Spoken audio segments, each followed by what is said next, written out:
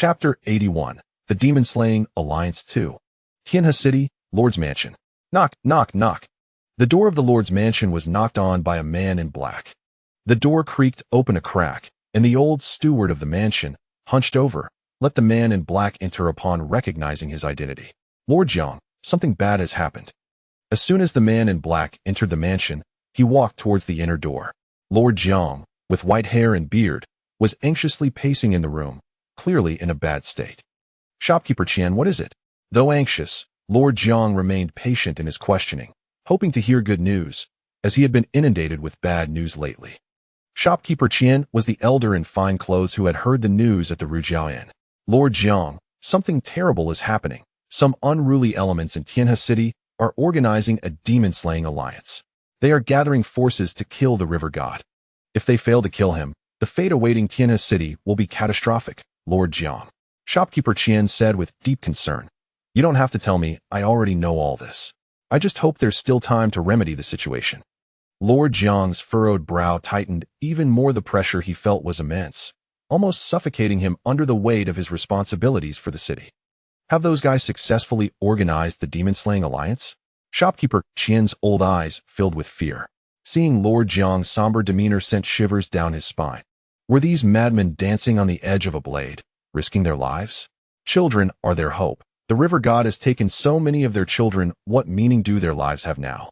At this moment, Lord Xiang felt as if the sky were about to collapse. Who was right or wrong no longer mattered. If they lose their children, they can still have more. Shopkeeper Qian's words trembled. What if their bodies are damaged and they can't have more? People only have one child. To protect the greater good, they may be forced to give their only child to the river god. Who would be willing? Who wouldn't harbor resentment? The river god demands that we offer young boys and girls as sacrifices every 3 months. Where are we supposed to get that many children to sacrifice? They are desperate. Even a cornered rabbit will bite. What's more, they have the strength to fight back. Sooner or later, they will act.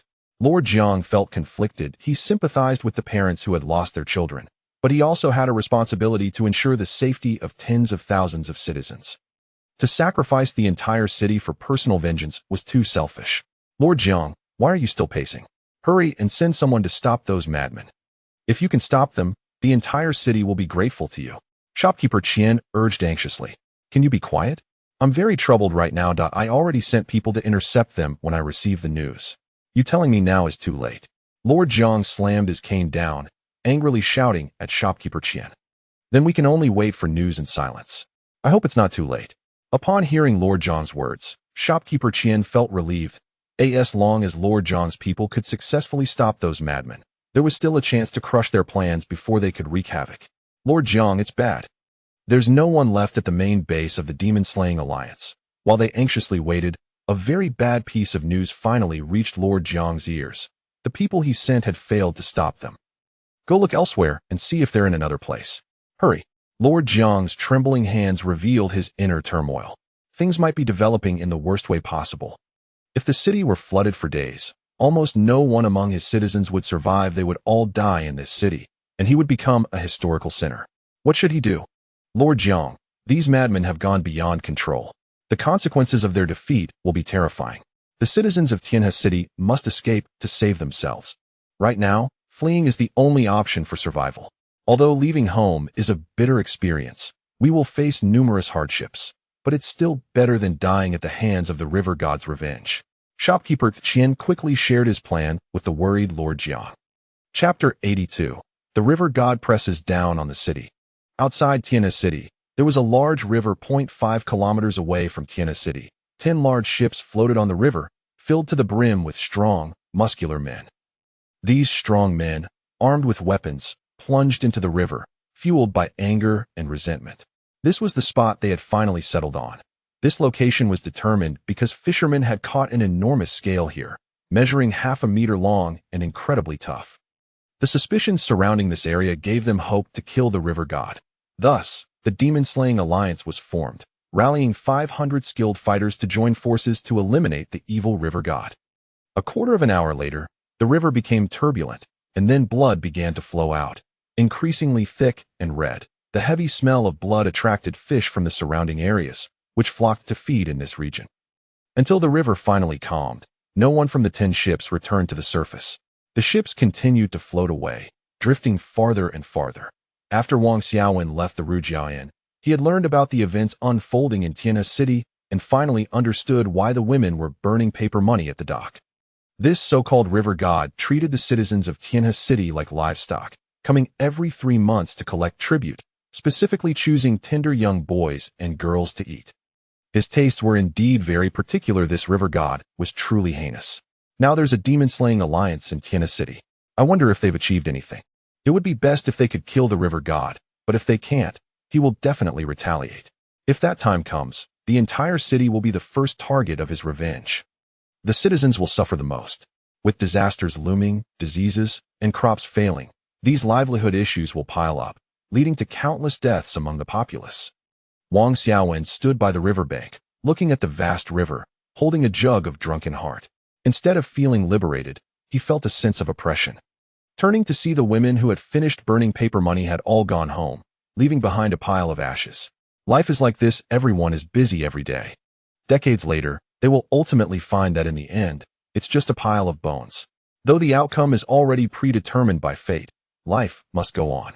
As long as you live each day splendidly, that is enough. He watched the city exit, where citizens were dragging their families, abandoning their homes, and fleeing from the place that had given them life, choosing to escape the famine, and the number of those fleeing was increasing. It seems that the news about the Demon Slayer Alliance has spread.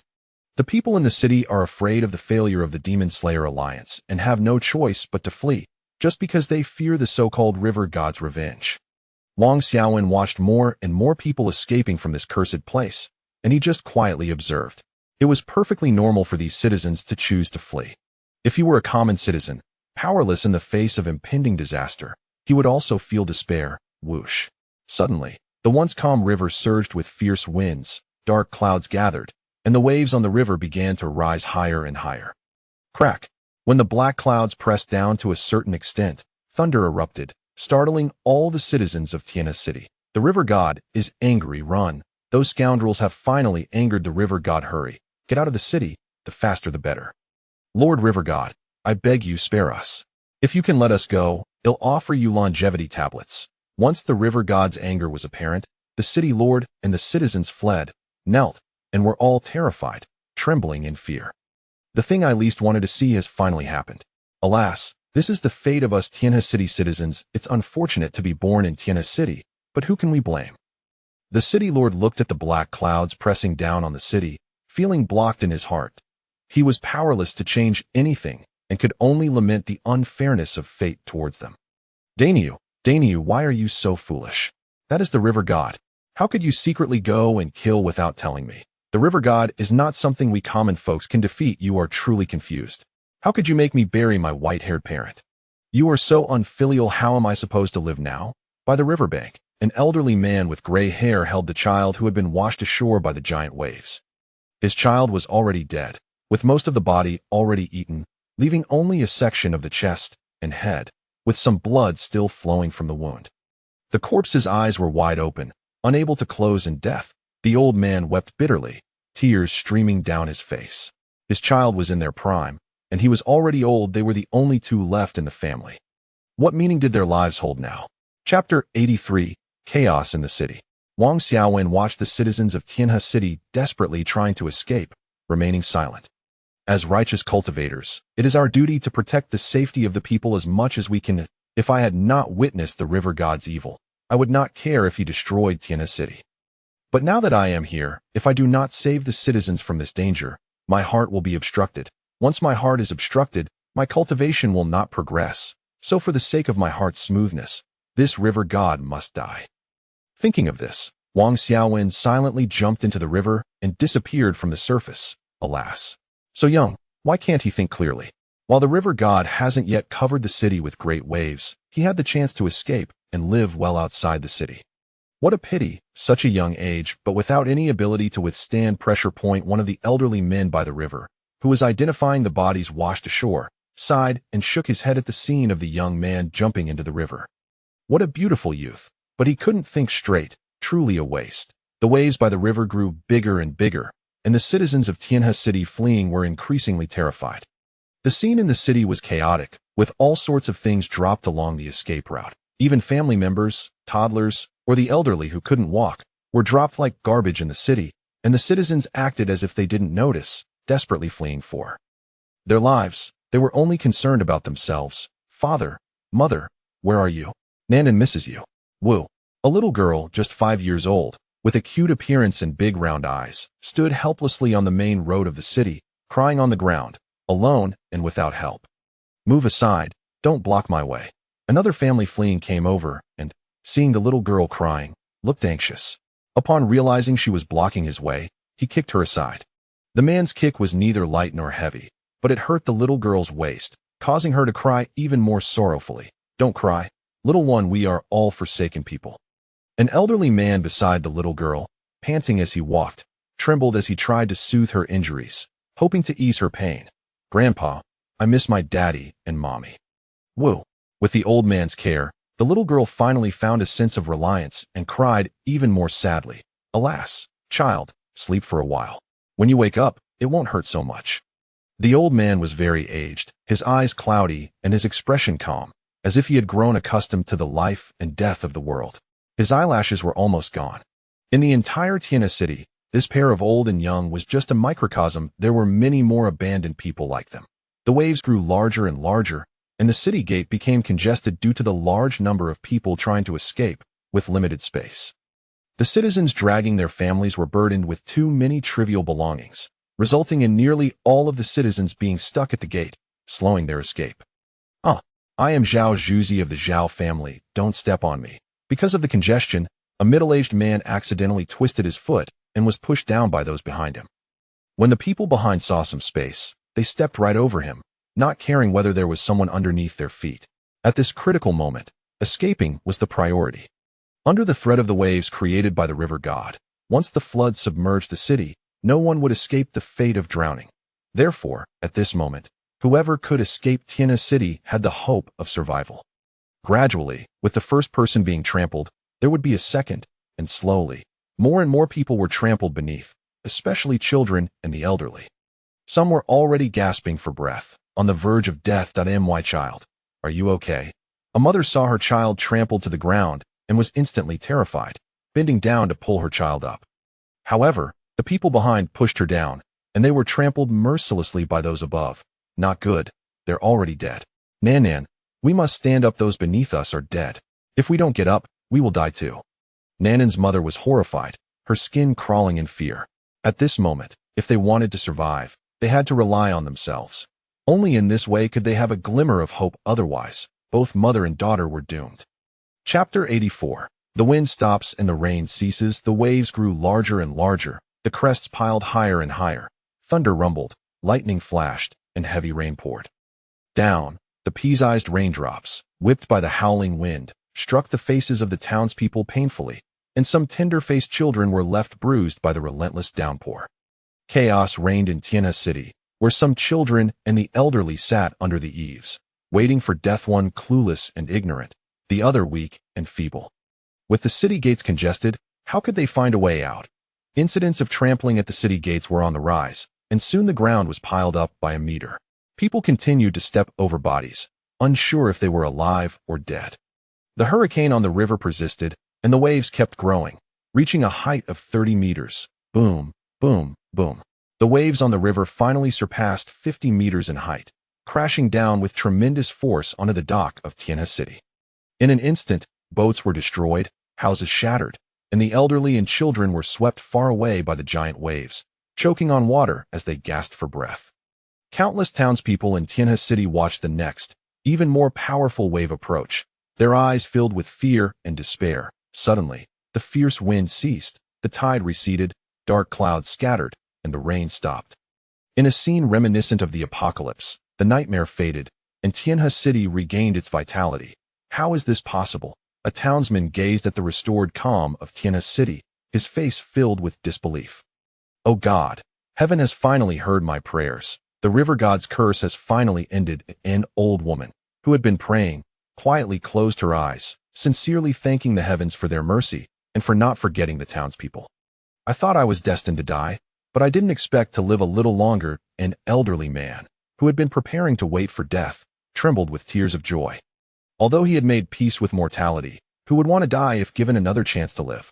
Mother, where are you? A naive child beamed with joy as he searched for his mother. What is happening?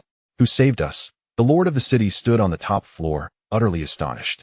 He had not anticipated how things would turn out this way, or who had saved his Qingyang city. Ha ha ha.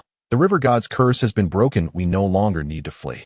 Children, let's go home. A strong man, with a look of having survived a catastrophe, laughed heartily. The warm sunlight poured down from above, enveloping Qingyang city like a gentle hand, soothing the townspeople's anxious hearts, making them weep with joy, and then vent their feelings of fear. Just as the townspeople were caught up in their celebration, suddenly, a 200-meter-long, dark, two-headed snake, as thick as an elephant, inexplicably emerged from the river. Run! There's a monster! In an instant, the townspeople, who had just calmed down, screamed and fled in panic, plunging the scene back into chaos. Run! That giant snake is swimming toward Qingyang city. It's coming for us! Another townsman shouted in alarm. Don't be afraid. There are so many of us. Can't we handle a giant snake? No matter how big it is, it's still just a snake. Everyone, go back and get your weapons today. We will slay this snake. A strong man stepped forward, ready to unleash his martial prowess. He had trained to protect his home and people, and now was his chance to prove himself. Yes, grab your weapons and chop that snake. Count me in. Another strong man echoed. Me too. Kill it. The strong men picked up their weapons, all with a fearless attitude, bravely charging toward the giant snake. The momentum was overwhelming, and the men behind them, encouraged by the bravado of their leaders, gathered their courage and followed. Hanwha, come back. You're only 10 years old. What are you doing rushing into danger? A woman hurriedly grabbed her child's collar, trying to pull him back from joining the fray. Chapter 85. The Death of the River God. Huh? Why does this giant snake have wounds? The burly man at the front saw the two dark heads of the 200-meter-long snake, both with two transparent cuts. These cuts were fatal, penetrating wounds. And with such deadly injuries, the giant snake was surely doomed. Dead? The leading man felt a wave of relief wash over him. He certainly hoped to live comfortably without having to fight for his life. Why is such a large corpse moving? Another companion behind him asked curiously. The pursuing burly men all looked at the lower abdomen of the snake, where it appeared a force was propelling the snake forward. As they got closer to the riverbank, the full figure of the snake gradually came into view, but their attention remained fixed on the snake's underbelly, as if there were treasures there that captivated their gaze. Wang Xiaowen single-handedly carried the snake's corpse to the riverbank.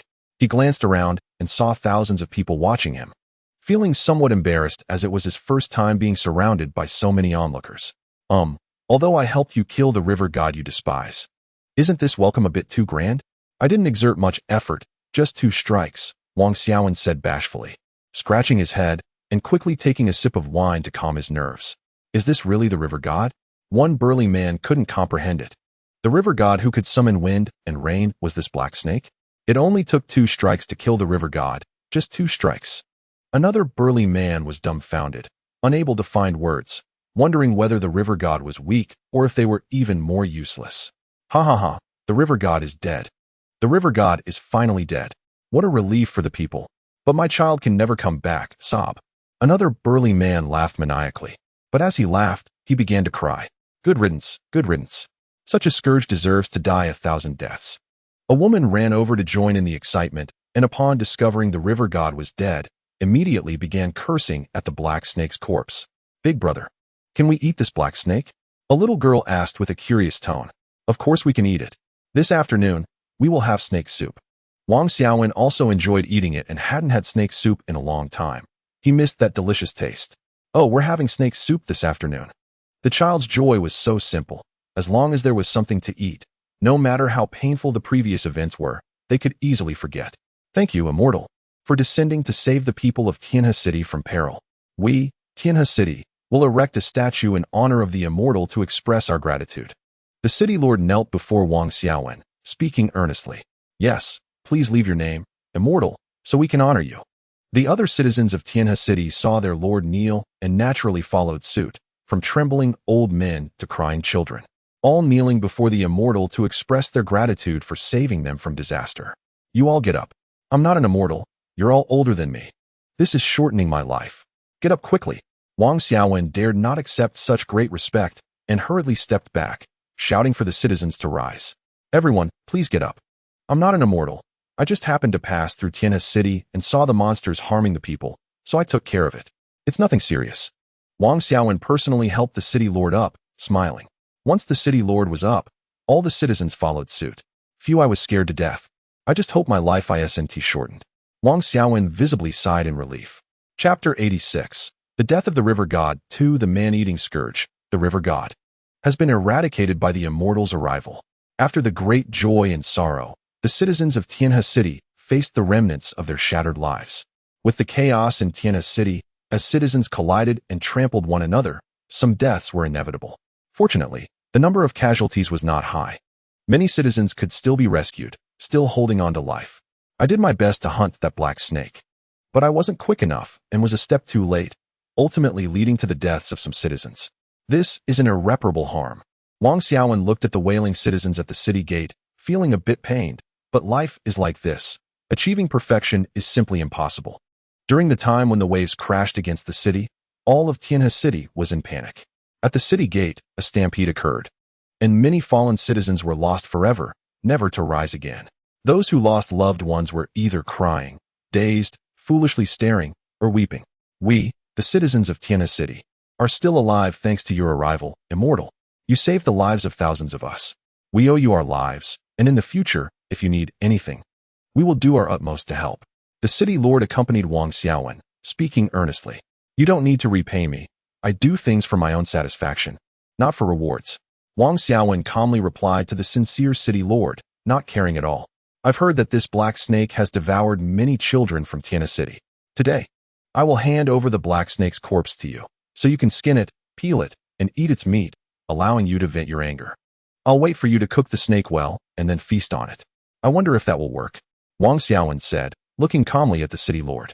Thank you, Immortal, for your generosity. We will complete your request without any oversight.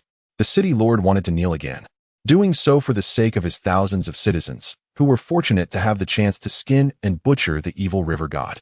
In this way, the citizens could vent their pent-up anger, and once that was released, they could return to their normal lives. This immortal truly deserves the title, being a kind-hearted benefactor. Please don't kneel so easily. I can't bear it. Since you've taken on the task of cooking the black snake, I'll leave the rest to you. Wang Xiaowen quickly helped the city lord up again, gave a brief instruction, then handed the black snake's corpse to the city lord and walked over to join the team treating the injured citizens. We cultivate immortality not for the sake of high status, as that cold feeling at the top is not what I like. I seek only to enjoy life amidst the mundane, to explore the world's beauty, and within my abilities, to restore peace and tranquility to the world. Wang Xiaowen saw the human hell in Tianhe City caused by the evil demon harming the people. This tragic scene further strengthened his determination to cultivate immortality. The 200-meter-long black snake was carried away by dozens of strong men. Along the way, some citizens who had been harmed by the black snake vented their grievances on its corpse. In their hands, sharp knives stabbed countless holes into the snake's body, and its blood flowed profusely onto the ground. The river god was dead, and the threat to Tianhe City was no more. The city, which had once been filled with resentment in the hearts of its citizens, was slowly beginning to revive. Now, Tianhe City was in a state of recovery, as if it had been brought back to life after facing death. Wang Xiaowen's heart was just. He could not turn a blind eye to the dying citizens within his means. Therefore, he was now helping those who had collapsed on the ground, applying bandages and stopping bleeding, simple medical tasks that he could still manage. Chapter 87. The river god is not dead. During the cleanup efforts of the citizens in the city, suddenly, a fierce wind arose, and huge waves surged. In just a few breaths, the river's waves rose to 80 meters high, and then, the 80-meter-high waves crashed down onto Tianhe City. Boom! The waves crashed against the city, their force shattering wooden houses with a single touch. The waves barreled toward Tianhe City, wreaking havoc and destroying countless homes along the way. Wasn't the river god dead? What was happening? Why was he coming to flood our Tianhe City again? Standing in the city, Mayor Jiang was stiff with fear. He was terrified that the recent killing of the black snake by the immortal might have angered the river god, putting Tianhe City in danger of being flooded again. Oh no, the river god is not dead. We have been deceived by the immortal. The river god is still alive. Everyone run. We have been tricked by the immortal. Why would the immortal deceive us? Everyone run. The river god is coming. In an instant, the citizens who had once revered Wang Xiaowen now distanced themselves from him, looking at him as if he were a ferocious beast from ancient times. You said the river god was killed by you. What is happening now? Wang Xiaowen looked into the eyes of the citizens, as if reading the words written there. Whether you believe it or not, I know what I have said and done. It has nothing to do with anyone else. Wang Xiaowen waved his robe, took a swig of wine, and felt exhilarated. As long as there is wine on the road of life, that's enough. He looked at the citizens of Qingyang City fleeing in all directions, flicked his sleeves, and turned toward the river dock. What was going on? How could such a kind immortal deceive people? It shouldn't be like this. Mayor Zhang fled back to the mayor's mansion, watching the immortal walk forward alone, stroking his white beard with a furrowed brow. He is probably just a martial artist, maybe someone who found the discarded corpse of the snake left behind by the immortal. Just a lucky young man. Look at him, he is so young. Have you ever heard of such a young immortal? Which immortal doesn't have white hair and an ethereal presence? Look at that kid. Does he have the aura of an immortal? Beside Mayor Jiang, a hunchbacked steward analyzed carefully. What you say makes sense. This is just a young man's vanity. But this kid is too bold. Our entire city had already fled and would not be killed by the river god, but now, many people will be directly harmed by the river god again. Maybe our entire city will be wiped out in Qingyang City because of this kid. He has doomed us all. Mayor Jiang felt regretful. If they had run away earlier, they wouldn't have faced the current situation. Yes, this kid has harmed us all. The hunchbacked steward spat in disgust toward Wang Xiaowen's direction. On the street, a small boy watched his usually kind uncles and aunts hurriedly fleeing, and at this moment, they didn't even glance at him. Facing a home without any family, the boy's red eyes could not stop the tears from falling. Daddy, Mommy, don't you miss me? I miss you, where are you? Wah. The little boy squatted on the ground and cried sorrowfully.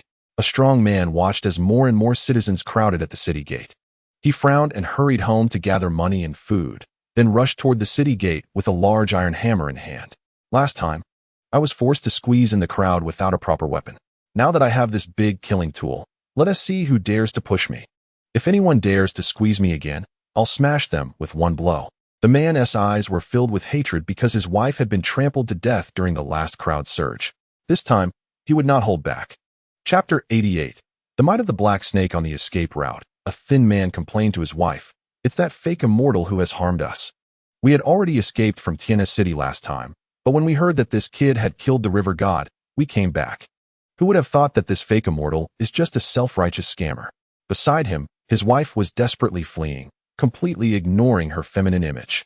She did not care about her husband's complaints and just kept running ahead, faster than her husband. I've long been fed up with your nagging. This is an opportunity. Let us go our separate ways. If I can drown you this time, that would be best, so I can stand beside that person openly. The man's wife seemed not to hear her husband's complaints, her expression unchanged. Her calm face even showed a hint of indifference, although she was still beside him. Her heart had long strayed. Wang Xiaowen reached the riverbank of Qingyang City. Facing the howling wind and crashing waves, he showed no fear, allowing the raging waves to crash against him without retreating an inch. Not even a scratch marred his skin. He remained unscathed. What kind of demon are you? Daring to harm innocent people? He shouted angrily into the river, his voice booming and spreading across the water. Boom. Suddenly, a three-headed black snake, 300 meters long, appeared atop the giant waves. The black snake stood 10 meters tall, its body covered in black scales that shimmered ominously, exuding an incredibly lethal aura. The black snake towered on the giant waves, its three pairs of vicious snake eyes glaring at the tiny figure before it, filled with fierce intent. It opened its three pairs of sharp fangs, each fang coated with black snake venom and measuring a full 8 meters long, with poisonous mist enveloping them. Its long, red tongue could wrap around Wang Xiaowen several times. The black snake opened its three fearsome mouths, unleashing all its ferocity as it surged directly toward the little figure before it. Boom, you blood-eaters dare to resist and murder my son. Today, all of you here must die. I will take revenge for my deceased son. It looked at its child being roasted in the blood-eater's den, now completely golden from being cooked, looking very delicious. It watched as the black skin on its son's body was stripped away by the blood-eaters, and its son's snake meat was thrown into a large iron pot, stewing chaotically. It looked into the pot and saw its son's meat fully cooked, with grease floating on the surface of the broth. With such deep hatred, how could it let this go? Today, either it dies, or all the blood eaters in the city will accompany its son to the grave. None of you will survive today." The great black snake was filled with rage and let out a furious roar. Bloodline talent, howling winds. The great black snake unleashed its innate power, and in an instant, its needle-like eyes turned blood red. Its originally dark skin transformed into blood skin, radiating an intense blood light all over its body. With the layering of its bloodline, a thunderous explosion erupted on the scene, bombarding Qingyang City with chaos, as waves surged up to 150 meters, collapsing directly onto Qingyang City. The howling winds formed a miniature tornado that wreaked havoc throughout the city. With this bloodline enhancement, Qingyang City suffered severe damage. More than half of the buildings collapsed, and countless innocent citizens were likely killed. A fleeing woman, holding her 4-year-old boy, desperately ran towards the city gate, but the floodwaters had already surged into Qingyang City, submerging the streets above her knees. She could hardly run quickly, and suddenly, a tornado swept towards her, carrying her away to an unknown place, her fate uncertain. Why must the heavens treat me and my child this way? In the tornado, the woman's trembling screams faded farther and farther away. Chapter 89. Battle with the Great Black Snake. Wang Xiaowen watched the disaster unfolding in Qingyang City as the floodwaters surged in with waves reaching 150 meters high. He saw many struggling citizens being swept away by the furious waters, while others were injured and bleeding from crashing against obstacles. Lightning snakes wreaked havoc in Qingyang City. Whenever they struck the water level, nearby citizens would erupt in charred flesh, blackened, and spewing black smoke, with white foam bubbling from their mouths before falling into the floodwaters engulfing the city. At that moment, if anyone had attempted to rescue the struck citizens from the water, there was still a chance to save them. Unfortunately, despite the constant flow of people passing by, no one was willing to extend a helping hand. After some time, the struck citizens had lost all hope of rescue. Perhaps at that moment, those submerged had already lost their body heat. Wang Xiaowen saw the black snake attacking, trying to push the citizens of Qingyang City to their doom. Although these citizens had treated him poorly and even blamed him later, he was not a saint, and it naturally made him uncomfortable. Others insulted, scolded, and blamed him, but he was not angry. After all, how could he be understood by such vulgar people? He had a bold spirit within him and would not stoop to their level. However, he was also displeased with the indiscriminate killing of innocents. So this little mudfish must die. You little mudfish dare to harm innocent citizens in front of me. If you don't eliminate this heartless beast, heaven won't allow it. I am the one who killed your son. If you have grievances, come at me directly. Wang Xiaowen glared at the great black snake, raised his hand, and gripped the black rusted knife tightly. With a shake of his arm, he initiated the Thunderblade's opening move. Thunder. Wang Xiaowen dashed like a flash of lightning towards one of the black snake's heads. Roar. The great black snake, seeing the little figure daring to attack, filled its blood-red eyes with fury and opened its mouth to spit out a concentrated blood-colored mist, directing it at the small figure before it. Blood-colored ray swish. An extreme red line shot towards Wang Xiaowen like lightning. This attack not only contained potent snake venom, but also the fierce power of its bloodline. The red line combined both energies, launching an assault on Wang Xiaowen.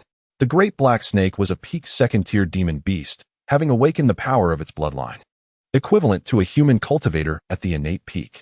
However, because it was a demon beast, its combat power was a notch stronger than that of ordinary innate peak beings. Unfortunately, it encountered Wang Xiaowen, who possessed bronze skin. At his current level, he was virtually invincible below Foundation establishment. Therefore, although the great black snake's attack was fierce, it could not break through Wang Xiaowen's defense, and the outcome was already predetermined. A mere trick. Wind step, Thunderblade light. Wang Xiaowen increased his speed again, stepping on the wind to flash beside the great black snake. His bright eyes lit up as he unleashed 3 Thunderblade lights. Swish, swish. Swish. 3 thunder-like blade lights shot towards the 3 heads of the great black snake, which were so close. Impossible, you actually comprehended the Thunderblade light. Ice Mountain. The great black snake did not dare to be careless. It immediately unleashed its newest and strongest power. In the middle of its head, blue frost rapidly gathered, directly exploding towards one of the approaching blade lights, while one of its other heads shot a rapid red ray at the enemy, and the last head tried to dodge the blade light's attack. Chapter 90. Battle with the Great Black Snake. 2 Crack. Wang Xiaowen's blade light collided with the Great Black Snake's innate power attack, and in an instant, the shockwaves from the collision surged outward, sending sparks flying as their energies clashed violently, creating ripples of energy that radiated outward. Their energies collided fiercely. Like a dazzling display of fireworks blooming brilliantly, the effect extremely dazzling. The city lord of Jiang looked at the man in plain hemp clothing battling the great demon snake. The same man he had once called a fraud. Now, that man was fighting against the 300-meter-long red demon snake on the river, and the battle was fiercely intense. How could this be? It seems I misunderstood him. He truly is an immortal. Otherwise, how could he fly on the river's surface and fight the great snake demon so fiercely? I really hope this immortal can win this battle. Otherwise, our Tianhe city will be slaughtered by this great demon snake, and I really don't want to see such a tragic thing happen. The city lord of Jiang focused on praying, hoping that this unassuming immortal could achieve victory in this battle. The hunchbacked old steward beside the city lord of Jiangsheng was terrified when he discovered that the other party was indeed a celestial being capable of flying. He immediately fell to the ground in prostration, trembling all over, fearful that the celestial would come down to trouble him. If the celestial above was a petty and narrow-minded one, then he would be in big trouble. With just one finger, the celestial could crush him to death. I was wrong. I shouldn't have spoken to you that way. Please, great celestial, do not hold it against me. Help our Tianhe city. I beg you, great celestial. Quickly eliminate the great serpent demon. The hunchbacked old steward, named Jiang Yehua, pleaded as he prostrated on the ground. At this moment, figures were kneeling in prayer all over Tianhe city, men and women, old and young, all hoping that the celestial would win this battle. In a corner of Tianhe city, there was a scruffy man with patched clothes he had worn for over a decade, wanting to replace them, but having no money to do so. After finally begging for a bit of money, he had spent it all on food. Before him was an old bull, and wearing a beggar's hat. He was just a beggar in Tianhe city. Beside him was a little beggar, who, due to his young age, often received small change or snacks from kind-hearted young women, living a much better life than the older beggar. The older beggar glared at the little beggar with an unfriendly expression. The little beggar, feeling wronged, carefully retreated with his money pouch. You little brat, how can you not kneel upon seeing the celestial? Don't you have any manners? Hurry up and kneel. The older beggar raised his hand and forced the little beggar down to the ground. Seeing everyone around him kneeling, the little beggar, though unwilling and forced down, did not stand up. Everyone else was kneeling, and not kneeling would seem inappropriate. The older beggar, looking displeased at the little beggar, said, You little coward. You don't even respect the celestial? What? Do you wish to fly to the heavens? You cling to that little bit of dirty money. It won't even bear offspring. The older beggar disdainfully glanced at the little beggar before kneeling himself. Pray for the celestial's victory. Defeat the great demon. Pray for the celestial's victory. Defeat the great demon. The older beggar closed his eyes, hands clasped in sincere prayer. The little beggar looked at him in surprise at how serious he was, and then imitated him, beginning to pray as well. On the great river, the battle between Wang Xiaowen and the black serpent continued, their energies clashing like blooming fireworks, crackling and bursting with dazzling light. Suddenly, the serpent's eyes narrowed in shock, filled with disbelief at the strength of its opponent. How is this possible? You are merely at the 9th level of the innate realm, an existence as insignificant as an ant. Why can't I break your defense? Wang Xiaowen looked at the serpent's increasingly uneasy eyes and sneered. You have no idea how much more there is to know. Thunderblade intent, break for me. Suddenly, the blue blade intent in Wang Xiaowen's eyes lit up, directly enhancing his 3-blade lights, instantly doubling their power. Swish, the previously stalemated attack was shattered by Wang Xiaowen's strike.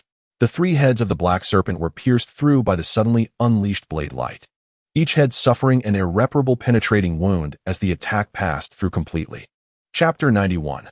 The fall of the black serpent. The once blood-red black serpent gradually returned to a deep black color, its bloodline power reaching its peak, and its aura was weakening. Fresh red serpent blood flowed from its 3 dark heads, with 3 penetrating wounds allowing sunlight to shine through, faintly revealing the red and white brain matter inside. The bright red blood splattered across its dark, scaly skin, turning the originally dark scales into a glaring dark red, and the air was filled with a nauseating stench of blood. In its large, needle-like eyes, there was still shock and disbelief, as if it had witnessed something beyond its expectations, mixed with regret and incredulity. You actually mastered blade intent. I am so unwilling. The black serpent, using its last ounce of strength, spoke its final 2 sentences before its willpower could no longer support its massive body.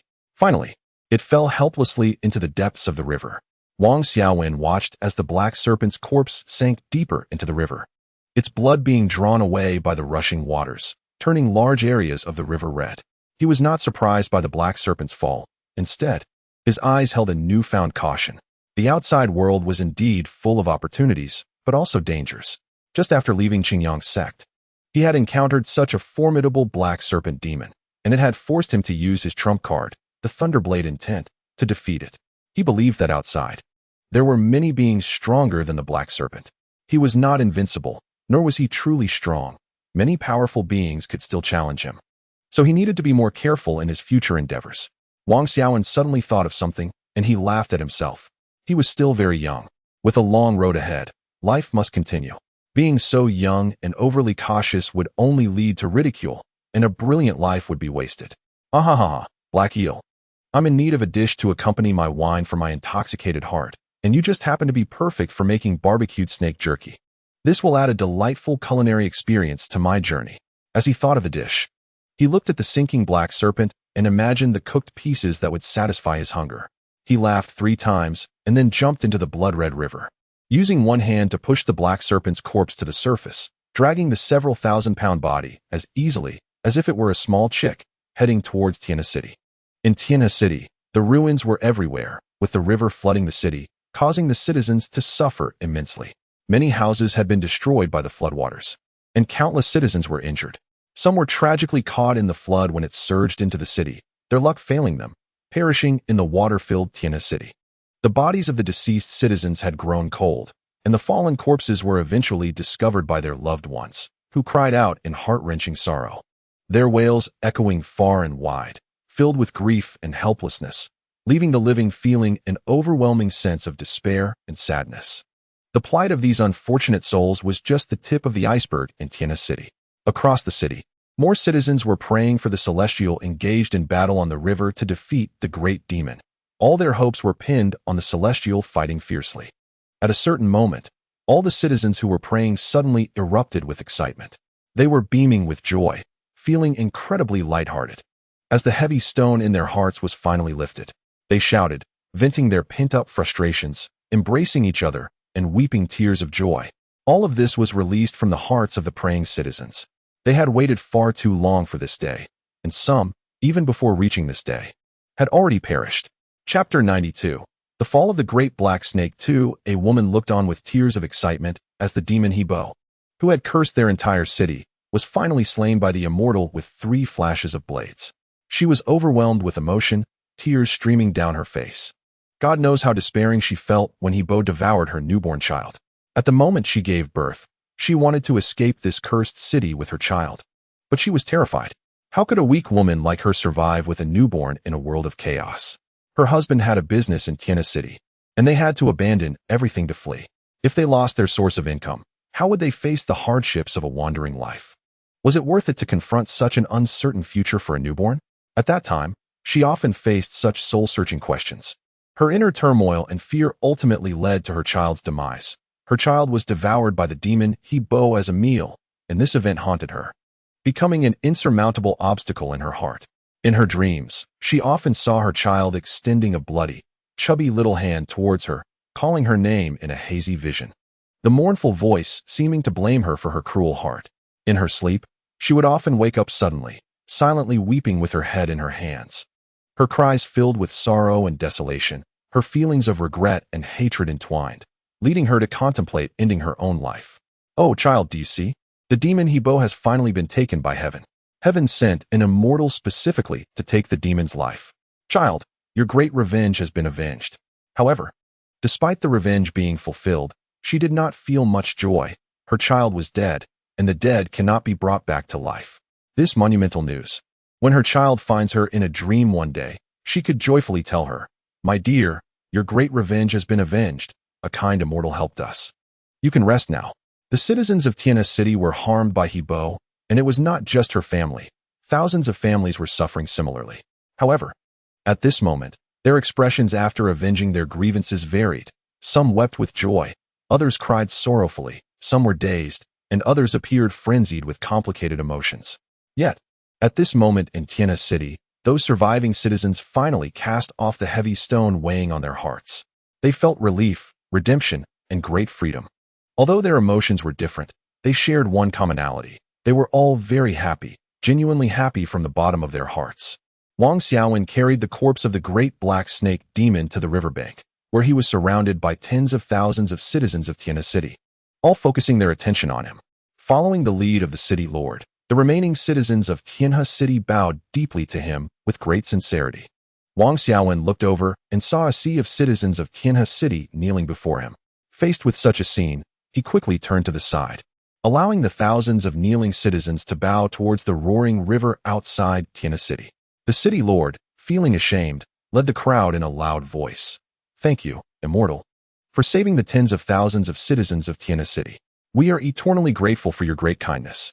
If there is anything we can do for you in the future, we will do it without hesitation to ensure your satisfaction.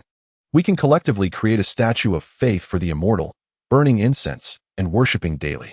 We in Qingyang City can build the best Immortal Pavilion, naming it after the Immortal. I have a daughter, just at the right age, and she is beautiful. I can offer her as a maidservant to the Immortal. Please let us know your name, and we will establish your longevity tablet in every household in Qingyang City." Chapter 93. Entering the Riverbed Ding. The hidden blue opportunity task has been successfully completed, and the system has marked the blue opportunity signpost for the host. The long-awaited voice of the system entered Wang Xiaowen's ears, then disappeared. Upon hearing the system's prompt, his mood immediately improved, and a pleasant smile curved his lips. Feeling delighted, as I thought, this was a hidden task of the system. Only after passing the test of the hidden task would the blue opportunity icon be unlocked. Fortunately, under my righteous intentions, I successfully completed the test. If I hadn't resolved the issue of the great black snake demon harming the people, I would have been stuck with the system's hidden task for life. Thinking of this, he felt a chill down his spine, if that were the case. Without the system providing him with a continuous source of opportunities, his cultivation might stagnate. From then on, he could become an ordinary person, living a mundane life and passing away after 100 years, truly becoming the most unfortunate of time travelers. Thankfully, the worst did not happen. Wang Xiaowen felt relieved. He looked at the tens of thousands of citizens of Qingyang City kneeling in his direction, slightly stunned for a moment. Observing the different expressions on their faces, some were sorrowful. Some cried and laughed, others were excited, some laughed heartily, and some were reminiscing. He thought, perhaps my simple act could unknowingly fulfill their long-held wishes. After crying and laughing, they could completely transform and achieve a new life. Wang Xiaowen felt even more beautiful inside. Facing this scene, he felt that his act of justice was worthwhile.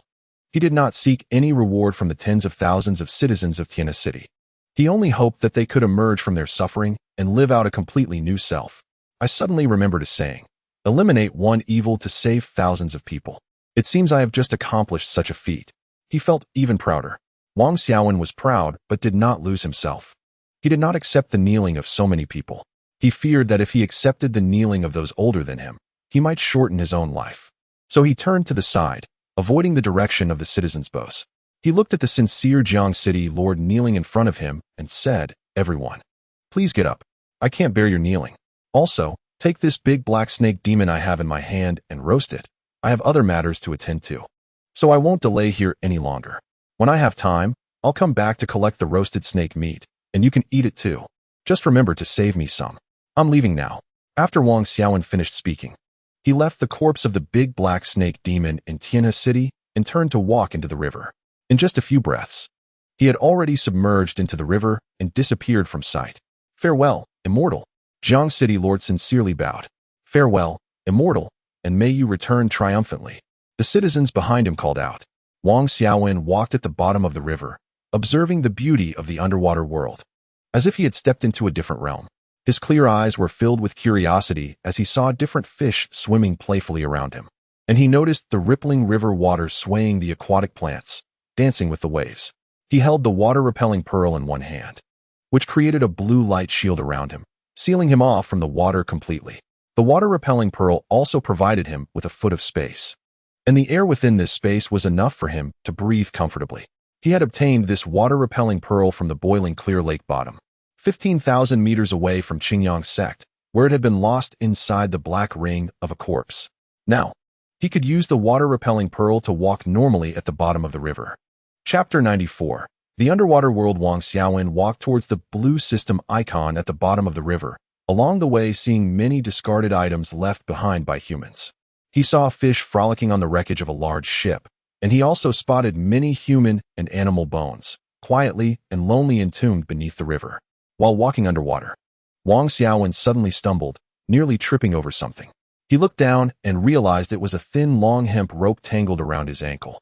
Although humans had never lived in the underwater world, traces of human life were everywhere in this realm. He smiled lightly. He was just a person, not a deity who could dominate all spirits in the world. What he could do was to take some actions within his ability while ensuring his own safety. As the red purification fire lotus bloomed, the hemp rope entangled around his feet suddenly ignited in the river, quickly turning into black ash that floated away in the water. Wang Xiaowen continued walking at the bottom of the river, but as he walked, he began to feel something was off with the temperature of the water. The temperature of the river now was at least 15 degrees colder than when he first submerged. His clear eyes instantly became fiery. He could smell the scent of a treasure not far from his position. He continued to walk deeper into the icy river, discovering that the water temperature grew even colder against his pale skin. Frost began to appear around him, along with streams of water that had frozen over and aquatic plants that were already solidly frozen, making his movements increasingly difficult underwater. Why do I feel like I've walked into an ice age? The further Wang Xiaowen walked, the more he had this illusion. He was very much looking forward to the impending blue opportunity. A treasure capable of causing such phenomena in the river must be extraordinary. Suddenly, a bright electric current exploded around him, crackling like sparks in the dark underwater world. Wang Xiaowen's steps halted as he looked at the sudden appearance of the electric current. Realizing, this means a creature ahead has detected me and sent out an electric warning, indicating that I cannot proceed further. However, the blue opportunity lay ahead. Under normal circumstances, it would be fine to yield, but he was currently in search of the blue opportunity, and now faced with an unknown creature's warning. Should he advance or retreat? Wang Xiaowen stopped, deciding not to act rashly. He chose to ascertain the nature of the creature ahead before making a decision. I need to determine what kind of creature is blocking my path. There have been those who dared to obstruct me, but the question is whether you have the ability to make me forfeit this hard-won blue opportunity. Wang Xiaowen was not the kind of person who acted blindly. He understood the principle of not suffering losses unnecessarily. He began to slow his pace, searching for an obstacle to hide behind while stealthily advancing forward, trying to avoid being detected by the creature. Just as he was sneaking, a booming voice sternly warned him, "Outsider, you have stepped into my territory. With your innate ninth heaven human cultivation, if you take another step forward, I will consider it a provocation to my authority.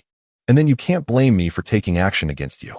Wang Xiaowen sneaking halted, his heart pounding as he muttered, "This creature knows I'm at the ninth heaven, yet dares to threaten me directly. This clearly indicates that its cultivation is higher than mine."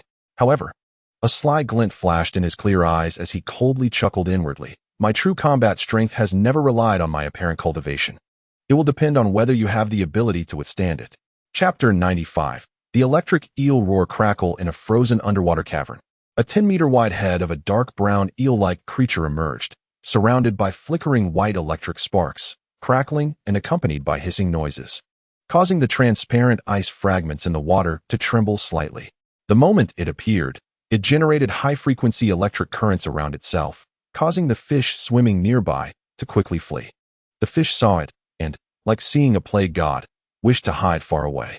However, not every fish was so lucky to escape the radiation zone of its high-voltage electric current. Some fish that couldn't escape in time were directly struck by its high-voltage current, flipping onto their backs and dying instantly from the shock. It slowly emerged from the icy cavern, revealing itself to be a 200-meter-long dark brown eel. Its teeth were extremely sharp, as it was a carnivorous creature, and its body was covered in tentacles, all shimmering with terrifying electric currents. The electric currents around it formed a magnetic field space of its own within a 10-meter radius. A pair of large, bulging black eyes with copper bell-like shapes stared directly at Wang Xiaowen.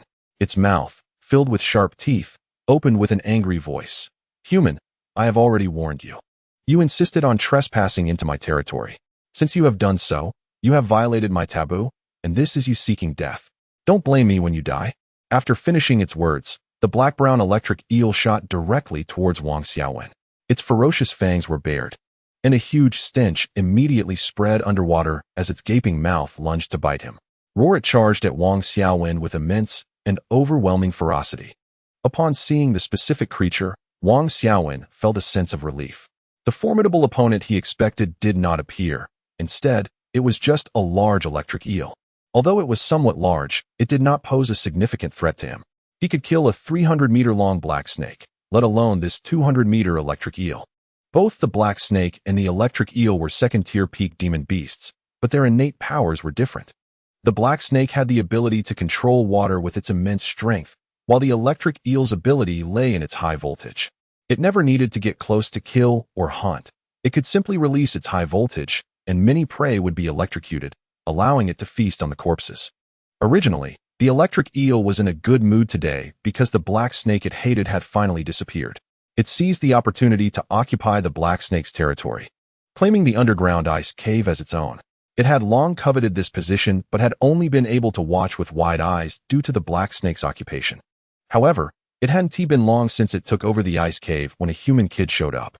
Initially, it was still in a good mood, not wanting to cause trouble for itself. But the human kid completely ignored its warning and continued on his own way. If the person in front of it had been a super strong being, it would have suppressed its anger, said something to downplay the situation, and let it go. The key was that this human kid was only at the innate 9th level. It could swallow him whole in one bite. Such a weak existence dared to oppose it.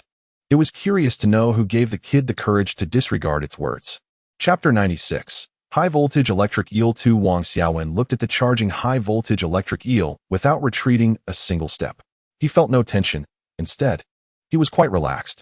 It was true that Wang Xiaowen was at the innate 9th level, but his physical strength had already reached the toughness of bronze skin. If the opponent's attack did not reach the foundation-building strength, it was likely that they would not even break through his defenses. He was a hybrid spirit root of thunder, wind, and fire, and with his thunder attribute, the electric eel's high-voltage attack was within his immunity range. To him, it felt no different from a tickle. Therefore, the electric eel's high-voltage attribute was completely ineffective against him, failing to create any ripples. He twisted his fair wrist and, with a hint of interest in his eyes, said, "I want to see how many punches you can take from me." Then, instead of retreating, he jumped 10 meters high underwater, landing directly on the electric eel's back, and swung his fist down towards its head. The electric eel saw the opponent directly bypassing its high-voltage radiation range, seemingly unaffected by its high-voltage attack. Its once omnipresent high voltage had surprisingly failed. How could this be? How did the opponent manage that? It was taken aback. Since its innate skill, high voltage, had no effect on the human kid, it had to immediately change its attack method. It aimed to bite the opponent with its sharp teeth, intending to pierce through him and let blood flow, treating him as a snack, as it occasionally wanted to change its diet from fish and shrimp. However, the opponent's speed was astonishingly fast. He jumped right onto its head, and it felt a massive force pressing down on it like a mountain. Boom-ow! The high-voltage electric eel cried out in pain. Its massive 200-meter body was slammed down into the water. With a loud crash, the tremendous force caused the ice debris underwater to explode everywhere, creating waves that washed away the surrounding debris, leaving a clean underwater area. Wang Xiaowen stood atop the pained high-voltage electric eel's dark brown head and smiled slightly, saying, "So, can I pass through your territory? Do you still want to stop me?" The dark brown electric eel was on the verge of tears, feeling extremely aggrieved. It was as if the opponent had punched it, and it had to call the opponent dad. It felt utterly wronged. But reality was stronger than fish. Its power truly was no match for the opponent's. If the opponent had used a weapon against it, it would probably have been doomed by now. The high-voltage electric eel felt immense frustration but had to admit defeat, saying, "Big shot, you must be joking. This area is originally your territory. You can pass through any time you want. It was I who disturbed you. I will take my leave now." After saying that, it quickly swam away, being very slippery, afraid that the big shot might suddenly want to have grilled eel for dinner, which would spell disaster for it. To be safe, it seized the opportunity and made a hasty exit. Wang Xiaowen did not force it to stay. After all, he had intruded into its territory, and it had given him a warning. All things considered, this high-voltage electric eel was a principled creature. After watching the electric eel slip away, he turned his gaze toward the underground ice cave, which contained the ultimate blue opportunity point. He cautiously walked into the cave and discovered that although it was underground, the presence of ice crystals filled the cave with a bright, sparkling light, making it look anything but dark. Chapter 97. An unusual monster. Wang Xiaowen walked deeper into the cave. The further he went, the more ice crystals he found. After walking 500 meters, he noticed that there was no longer any path to walk. The entire cave was occupied by ice crystals. He looked at the situation in front of him, blinked, and then shrugged. Is this forcing me to revert to my old profession? Then he took out an iron chisel from his spatial ring and began to chisel at the ice crystals in front of him. In an instant, ice shards flew everywhere, scattering across the cave. Crack! Wang Xiaowen did not make a large hole. He only created an opening big enough for himself to pass through. As he deepened the hole, he quickly drilled deeper, and soon the section of ice crystals had obscured his figure. As he continuously chiseled through the ice crystals, he soon covered a distance of 2,000 meters and then saw a vague shadow. This shadow was extremely blurry, and he could not discern what it was inside. Wang Xiaowen's eyes began to sparkle with anticipation as he said, I hope there is a frozen cultivator inside. If that cultivator has a spatial ring or something like that, it would be the best. With this hope in his heart, the motivation in his hands increased, and soon he reached the position of that vague shadow. His bright gaze became even more intense, and filled with expectation, he struck down for the last time, hoping, surprise me. Crack! Wang Xiaowen finally broke through the last piece of ice crystal, and he could finally see what that vague shadow was. To his astonishment, it turned out to be a person he had never seen before. Upon seeing this person, he was shocked and found it hard to believe. The person he saw had 2 horns on their head, their entire body wrapped in black mist, with pitch-black wings on their back, standing 5 meters tall, with robust joints and an overwhelming sense of power. The creature's nails were black and sharp, as if honed to a blade's edge. Wang Xiaowen had no doubt that if he were to be injured by those nails, the defense of his bronze skin would likely be breached in one strike. He felt that compared to that person, he was like a child next to an adult. As soon as he saw that creature, an ominous feeling surged within him. The killing intent emanating from the figure was heavy and filled with a sinister aura. This creature was definitely not a good person. If he let such a being out, it would surely lead to endless calamities. His eyes grew cold, and seizing the moment before the creature awoke, he thought it must die. Otherwise, it would pose endless troubles. Wang Xiaowen said coldly, Your existence makes my heart uneasy, so you must die. Only when you are dead can I be at ease. If you go to hell, don't blame me for being ruthless. However, just as he was about to strike, the creature opposite him suddenly began to disintegrate like a clay sculpture covered in dust. As the frozen space entered the air, with a swish, the creature's 5-meter body fell apart in segments, leaving only a layer of black ash. Wang Xiaowen was astonished again, muttering, Is this because too much time has passed? Then he came to his senses and felt a sense of relief, saying, Thank goodness it's dead. It's good that it died. I couldn't be at ease with such a person alive. He then expressed his regret. What a pity, nothing was left behind. It turned to ashes too thoroughly. At least a few rings would have been nice.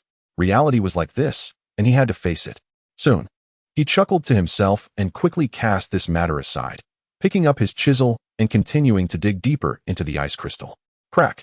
Just as Wang Xiaowen continued to dig for over 500 meters, he saw another vague shadow.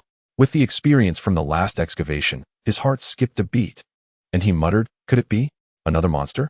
He wanted to turn away and ignore the last layer of ice crystal covering the vague shadow, pretending he didn't see it. Chapter 98. Ice-cold cave. Wang Xiaowen weighed the situation. If he broke open the vague shadow in the ice crystal, what if it turned out to be another 5-meter-tall monster like the last one? Based on the strength of the last monster he encountered, he had to admit that he was not a match for it. Therefore, the risk of continuing to dig at the vague shadow in the depths of the cave was too great. What if this time it was another one of those monsters, and it didn't disintegrate into ashes? If he truly encountered such a situation, the danger to himself would be extremely high, with a significant risk of perishing here. He was still young and alive. Why take on such a thankless and dangerous task? What if he chose not to break open this layer of ice crystal? Would the situation change? Since this layer of ice crystal had trapped the vague shadow for so many years, it probably wouldn't disperse easily. If he struck it, he might inadvertently give the creature trapped inside a chance to escape. Wang Xiaowen's bright eyes rarely took on a serious look as he gazed at the vague shadow encased in ice before him. In his speculation, it was highly likely that the vague shadow contained another 5-meter-tall monster, and he felt confident in this possibility. He thought it was not worth risking his life for some potentially insignificant leftover resources. Thus, he decided not to stir up this trouble and instead took a detour to seek his ultimate blue opportunity. Wang Xiaowen swung his iron chisel and continued digging deeper into the cave. The sound of chiseling echoed as ice shards flew everywhere. The further he advanced into the cave, the more he discovered a more serious problem. The temperature inside the cave was plummeting dramatically. At his current location, it was at least minus 30 degrees Celsius, and the temperature below was dropping even further.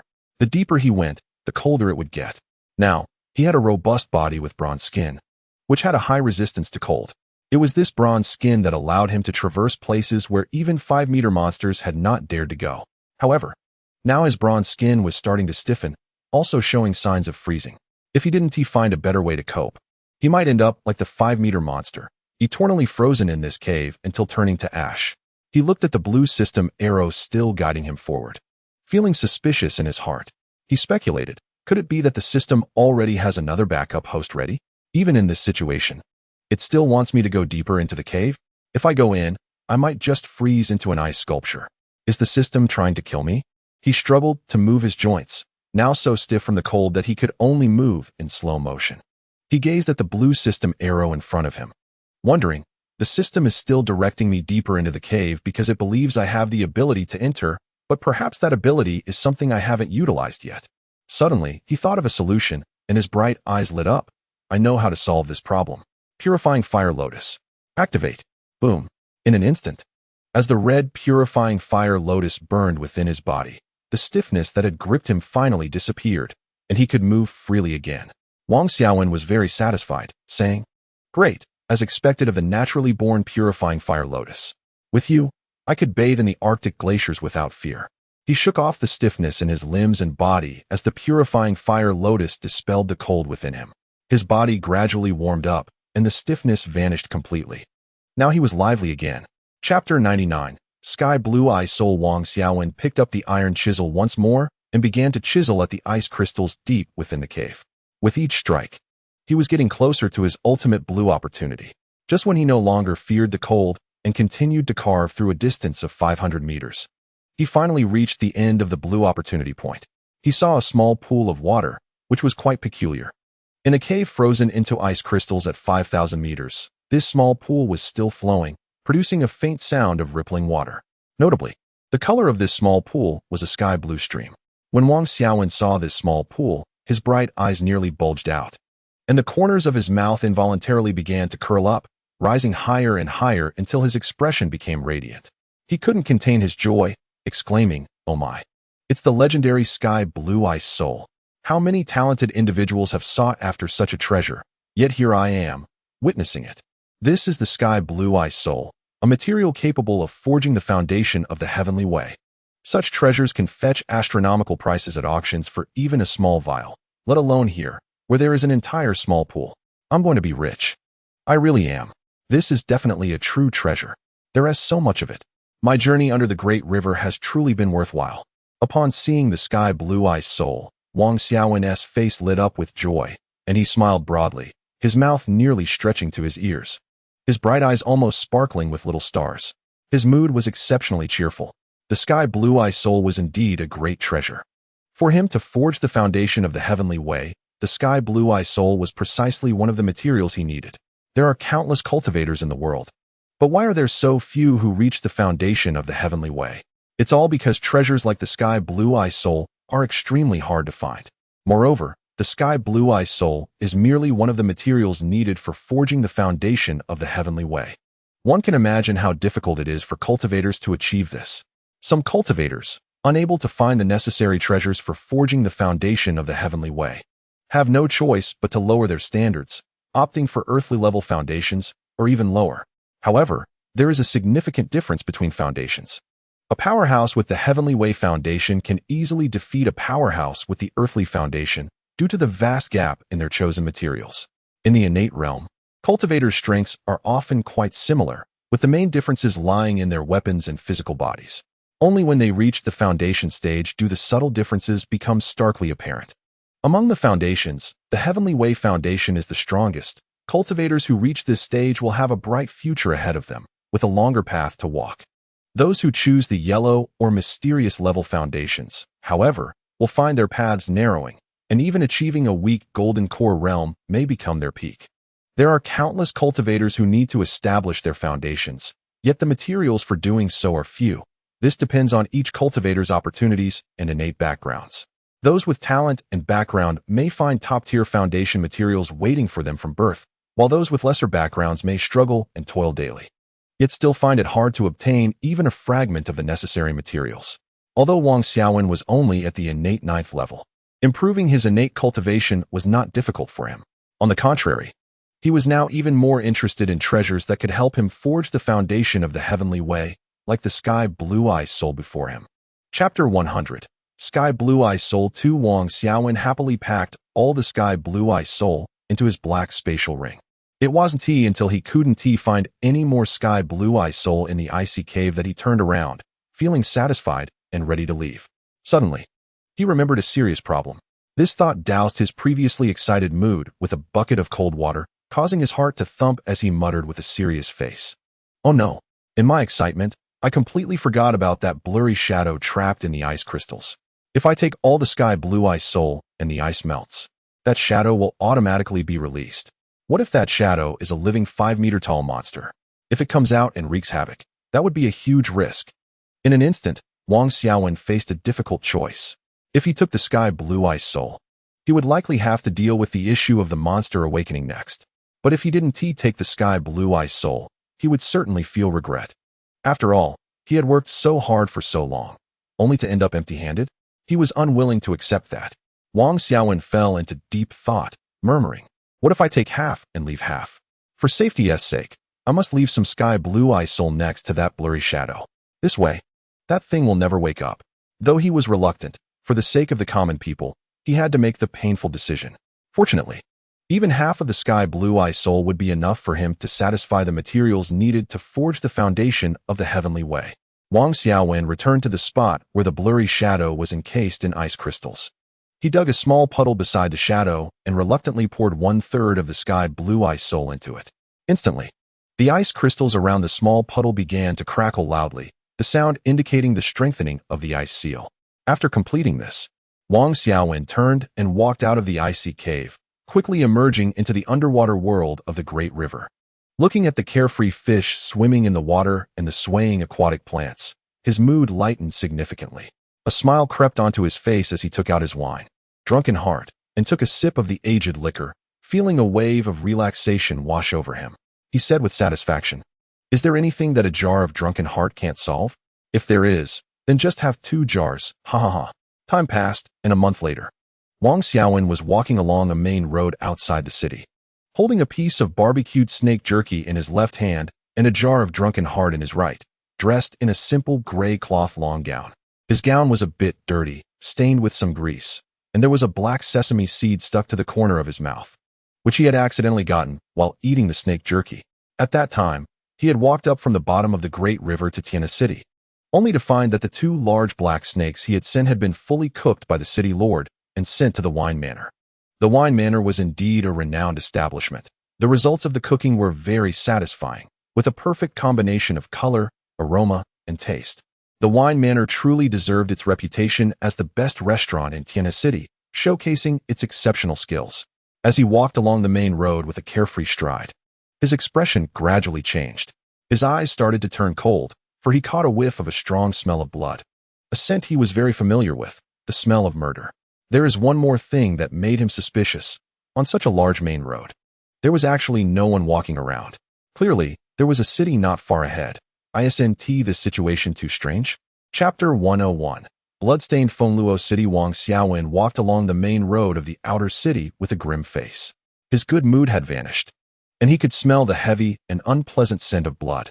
He headed towards the city wall and looked up at the plaque on the city gate, which had 3 large, flamboyant characters, Fengluo City. On the city wall of Fengluo City, 3 entirely black crows were flying, watching the movements inside the city as they searched for suitable prey. Soon, one of the crows flapped its wings and flew into Fengluo City, cawing as it went out to forage. He slowly entered Fengluo City, and at a glance, the entire city was empty, silent as if it were a deserted place. The bloodstains that had once been scattered on the ground were now dried up, resembling a dark red spider web that had spread across the whole city. Looking at the dried blood on the ground, he felt a sense of sorrow. He knew very well that these bloodstains represented a tragedy that had recently occurred in Fengluo City, where innocent people had been slaughtered. The heavy smell of blood wafting in the air made it evident. He walked step by step deeper into the city, his heart heavy. He murmured, "No matter how deep the hatred, it cannot justify the ruthless act of slaughtering a city. There are at least tens of thousands, or even hundreds of thousands of innocent people living here." He saw a bloodstained tavern and stepped inside. What met his eyes was still the dried blood on the floor. Suddenly, he thought of a key point and wondered, why were there only bloodstains on the ground in the entire Fengluo city, but no bodies? Where had the bodies of those innocent people been taken? Suddenly, a child's cry caught Wang Xiaowen's attention. He looked around but found no sign of a child. Then, he turned his gaze to the ground, thinking that even a cunning rabbit has 3 burrows, let alone the common people of Fengluo City. The tavern's basement must still be hiding some living people, and among them, there was likely a child. Wang Xiaowen looked towards the basement and said, "I know you can hear me. I am just a passerby in Fengluo City, and I will not harm you. You can rest assured about that. I just want to know what happened in Fengluo City." After waiting for a while and receiving no response, he found the tavern remained as quiet as death. He closed his eyes, began to calm himself, and focused all his attention on listening. He heightened his hearing to the maximum, even picking up the faint sound of leaves rustling outside the tavern. In the basement of the bloodstained tavern, a weary woman was holding a 2-year-old child, carefully hiding in the wine cellar. The woman's pale face lacked color, her hair was greasy and messy, and her once beautiful features had become smudged from crying. Resembling a weeping kitten, her originally crescent-shaped eyes were now filled with bloodshot veins as she anxiously watched her squirming child. It seemed her child was hungry, and if he got hungry, he would cry.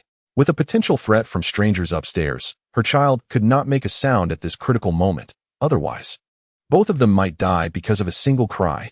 Thus, to avoid being discovered by the people above, she had to cover her child's mouth, hoping he wouldn't let them down at this crucial time.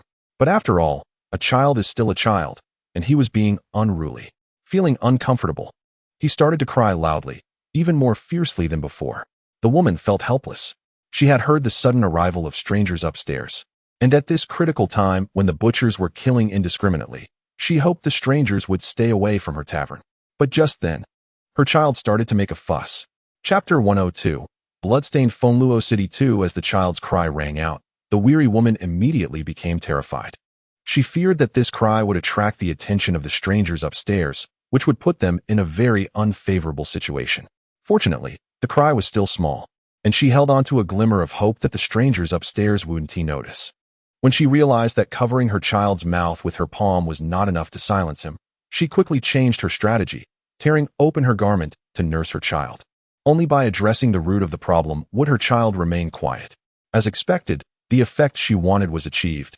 Her child quietly nestled in her arms without fussing. However, her heart was still alarmed. She didn't know if her earlier cry had reached upstairs, and if the strangers found out there was a child downstairs. The consequences for them would be terrifying, most likely death. She looked lovingly at her child, habitually stroking his back to help him drink more smoothly, without choking. And then her eyes became resolute as she picked him up and headed deeper into the underground basement to hide. Soon, the upper basement no longer had any trace of them. She heard Wang Xiaowen's words, but she chose to ignore them because she couldn't take the risk. What if the stranger upstairs was a hypocritical villain? The consequences would be too severe, and she didn't dare to gamble.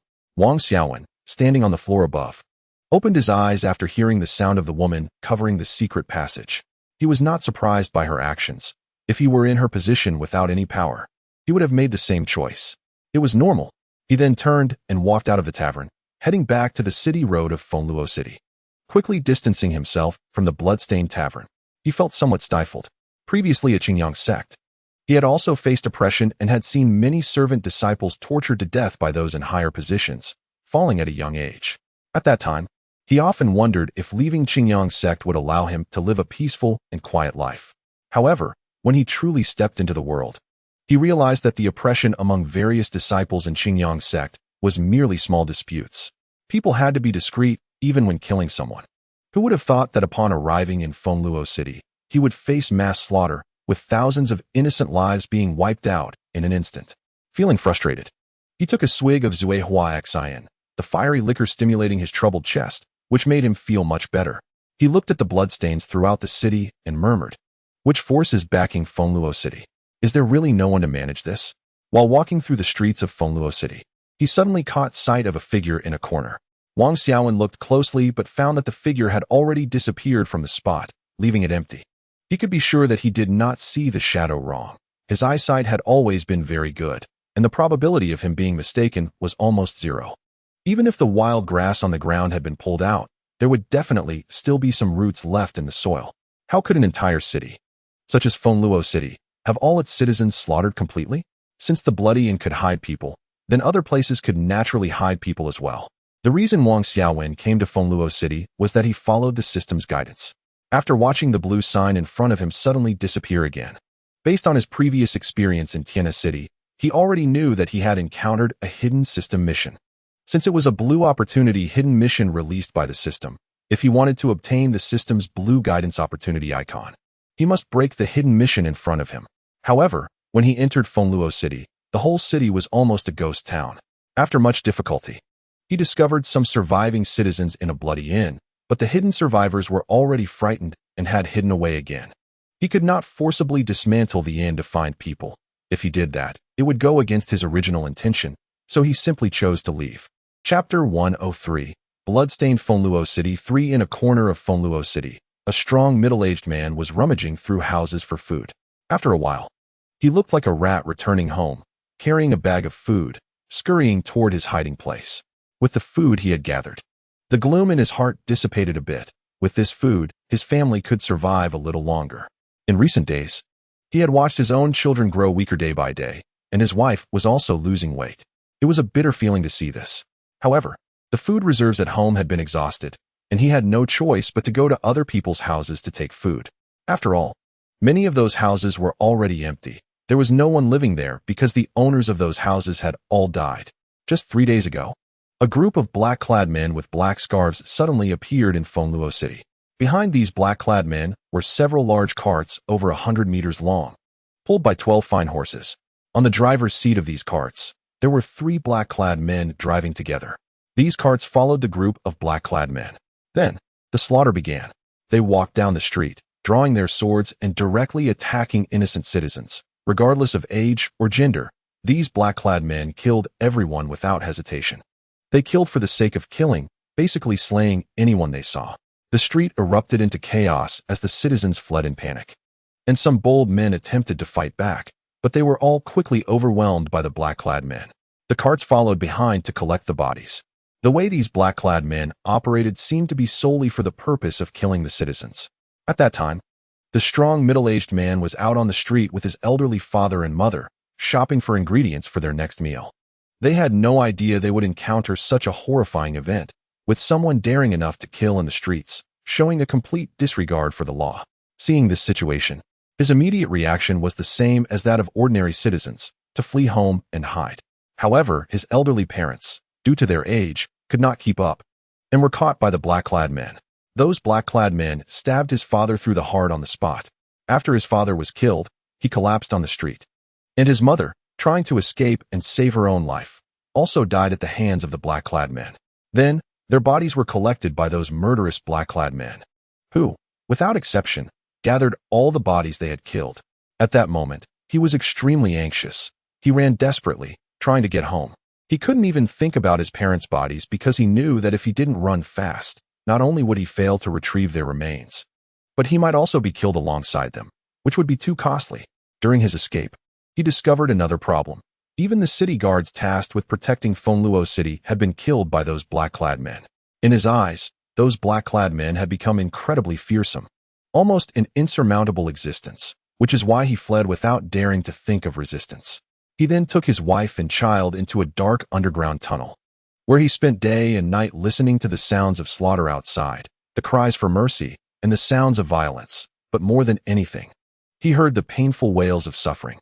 Just hearing those agonizing sounds, he spent his time in fear and trembling. The massacre in Fengluo City lasted for 3 days, and he hid in the tunnel for a full 3 days. After the killing finally ended, he remained hidden for another 3 days until the food at home ran out. and only then did he reluctantly venture onto the street to take food from other people's houses to feed his family. Chapter 104.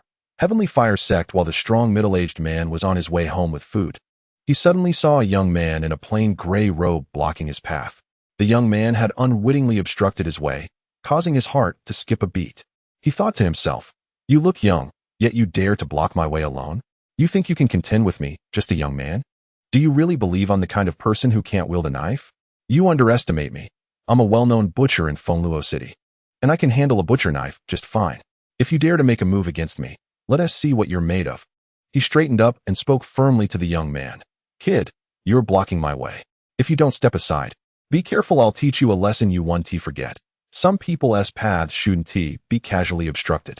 Wang Xiaowen looked at the man's unfriendly expression, and his own stern demeanor softened as he calmly replied, "Brother, you've misunderstood. I'm not blocking your way to rob you. I just want to ask you about the situation in Fengluo City." The strong middle-aged man saw that the young man's expression didn't seem fake, so he relaxed his guard a bit. He then looked around the surroundings, found a more secluded spot, and called to the young man, "What do you want to know?" Wang Xiaowen followed the strong middle-aged man and asked, "I just want to know what has happened in Fengluo City during this time. Why are there so many bloodstains throughout the city?" The robust middle-aged man trembled slightly with fear as he recalled what had happened 3 days ago. He looked at the young man in front of him and warned, "Young man, if you want to stay alive, it's best not to get involved with the matters of Fengluo City. If you insist on intervening, you might very well lose your own life. I'm saying this for your own safety. That's why I'm giving you this warning." Wang Xiaowen could see the fear in the man's eyes and knew he was well aware of the events that had transpired. He understood why the man was so terrified. If he had no strength to defend himself, facing the massacre in Fengluo City would leave him in constant hiding, suffering from the mental torment of fear. It was already a testament to his strong will that he hadn't collapsed under such pressure. He was not a great sage. There were many things he couldn't control or didn't want to involve himself in. However, he had been guided here by the system and passively accepted the hidden mission given to him, which left him no choice but to act. He spoke to the robust middle-aged man in as calm a tone as possible. "I was just passing through Fengluo City as a bystander. I saw the upheaval there, which is why I stopped for a moment. I just want to know, who would be so ruthless as to commit such slaughter?" The middle-aged man recalled the horrific scenes from that day, thinking of his elderly parents and the despairing look in their eyes as they left this world. He hated his own insignificance, his lack of strength, and the fact that he could only watch helplessly as his aging parents walked towards death. He still didn't know where their bodies were. The parents who had raised him with such hardship ended up without a proper burial, not even a complete grave in death. After recalling these scars he had deliberately hidden away, his heart sank in sorrow, filled with hatred that nearly consumed his entire chest. But moments later, he deflated like a punctured balloon. Tears of despair streamed down his cheeks as he thought of his wife and children back home waiting for him to bring food. The dead could never come back to life. Life had to go on. He still had a wife and children. He had no right to fall into despair, or else who would take care of them? He glanced weakly at the young man opposite him and then staggered past him, whispering, "I don't know why you want to know this, but I must advise you. This matter is too serious. It's best you don't get involved." They are all a group of black-clad men, masked and highly skilled. Even the city guards are no match for them. The kingdom of Helion must already know about this situation. Also, I learned an important piece of information from those black-clad men. They refer to themselves as members of the Heavenly Fire Sect. If possible, I really want to send those scoundrels to hell, so they can never be reborn in the 18 layers of hell. After saying this, the robust middle-aged man walked away towards his home. Chapter 105. The massacre of Dongluo City. Wang Xiaowen's eyes filled with murderous intent as he repeated, "What a despicable Heavenly Fire Sect." Now that he had information on the details of the city destroyers, he needed to find the exact location of the Heavenly Fire Sect to complete his system task. Fengluo City had now become a desolate city. Staying here had lost all meaning. After the slaughter, the Heavenly Fire Sect would not return here for a while. Their sights would surely be set on other cities. So it was time for him to leave Fengluo City. Time flew by, and 8 days had passed in the blink of an eye.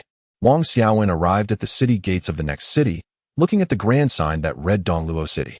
Dongluo City was a mountainous city, like Fengluo City, under the jurisdiction of the Kingdom of Helion. Due to its mountainous surroundings, the citizens of Dongluo City often fought against wild beasts or demon beasts, fostering a fiercer spirit among its people.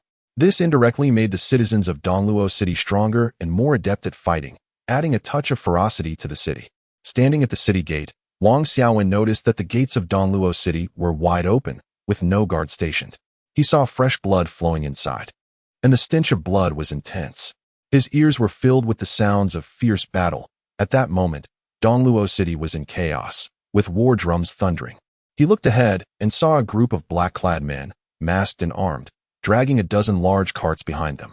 There were about 500 of these black-clad men, each carefully selected exceptional cultivators, with the weakest among them at the first level of the innate realm.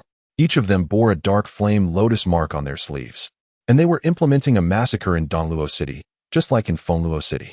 In an instant, the sounds of slaughter echoed throughout Dongluo City. The city's guard was desperately protecting the lives of hundreds of thousands of citizens, fiercely resisting the masked black-clad men.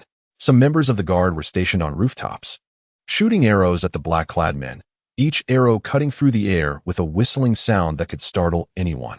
Others from the Dongluo City Guard wielded long spears and charged directly into the crowd of black-clad men, attacking their vital points with fierce precision. Their movements were so swift that they appeared as mere shadows, having trained for years to deliver lethal strikes. Some stronger members of the guard pierced into the main group of black-clad men like sharp blades, engaging in fierce combat, sparks flying as both sides clashed. They maneuvered skillfully, their weapons darting towards the opponent's vital points. Yet, despite the guard's desperate resistance, the sheer number of black-clad attackers was overwhelming. The Dongluo City Guard was merely an ordinary unit dispatched by the Kingdom of Helion, a contingent of 300. Even if they were somewhat stronger than the guards of other cities, their strength was still limited. On the other hand, there were 500 black-clad men, all elite fighters, each exceedingly powerful, with all their combat abilities at the innate level. The disparity in strength was enormous. How could such a battle even be fought? However, the members of the Dongluo City Guard, fully aware of the vast difference in combat power, still struggled to resist, fighting desperately against the black-clad men. They had no choice but to fight. Behind them stood hundreds of thousands of citizens of Dongluo City. They were the guardians of these citizens. If they fled, what would happen to the people behind them? How would those citizens survive? Chapter 106. Massacre in Dongluo City 2. Within Dongluo City, two factions were engaged in a frenzied slaughter.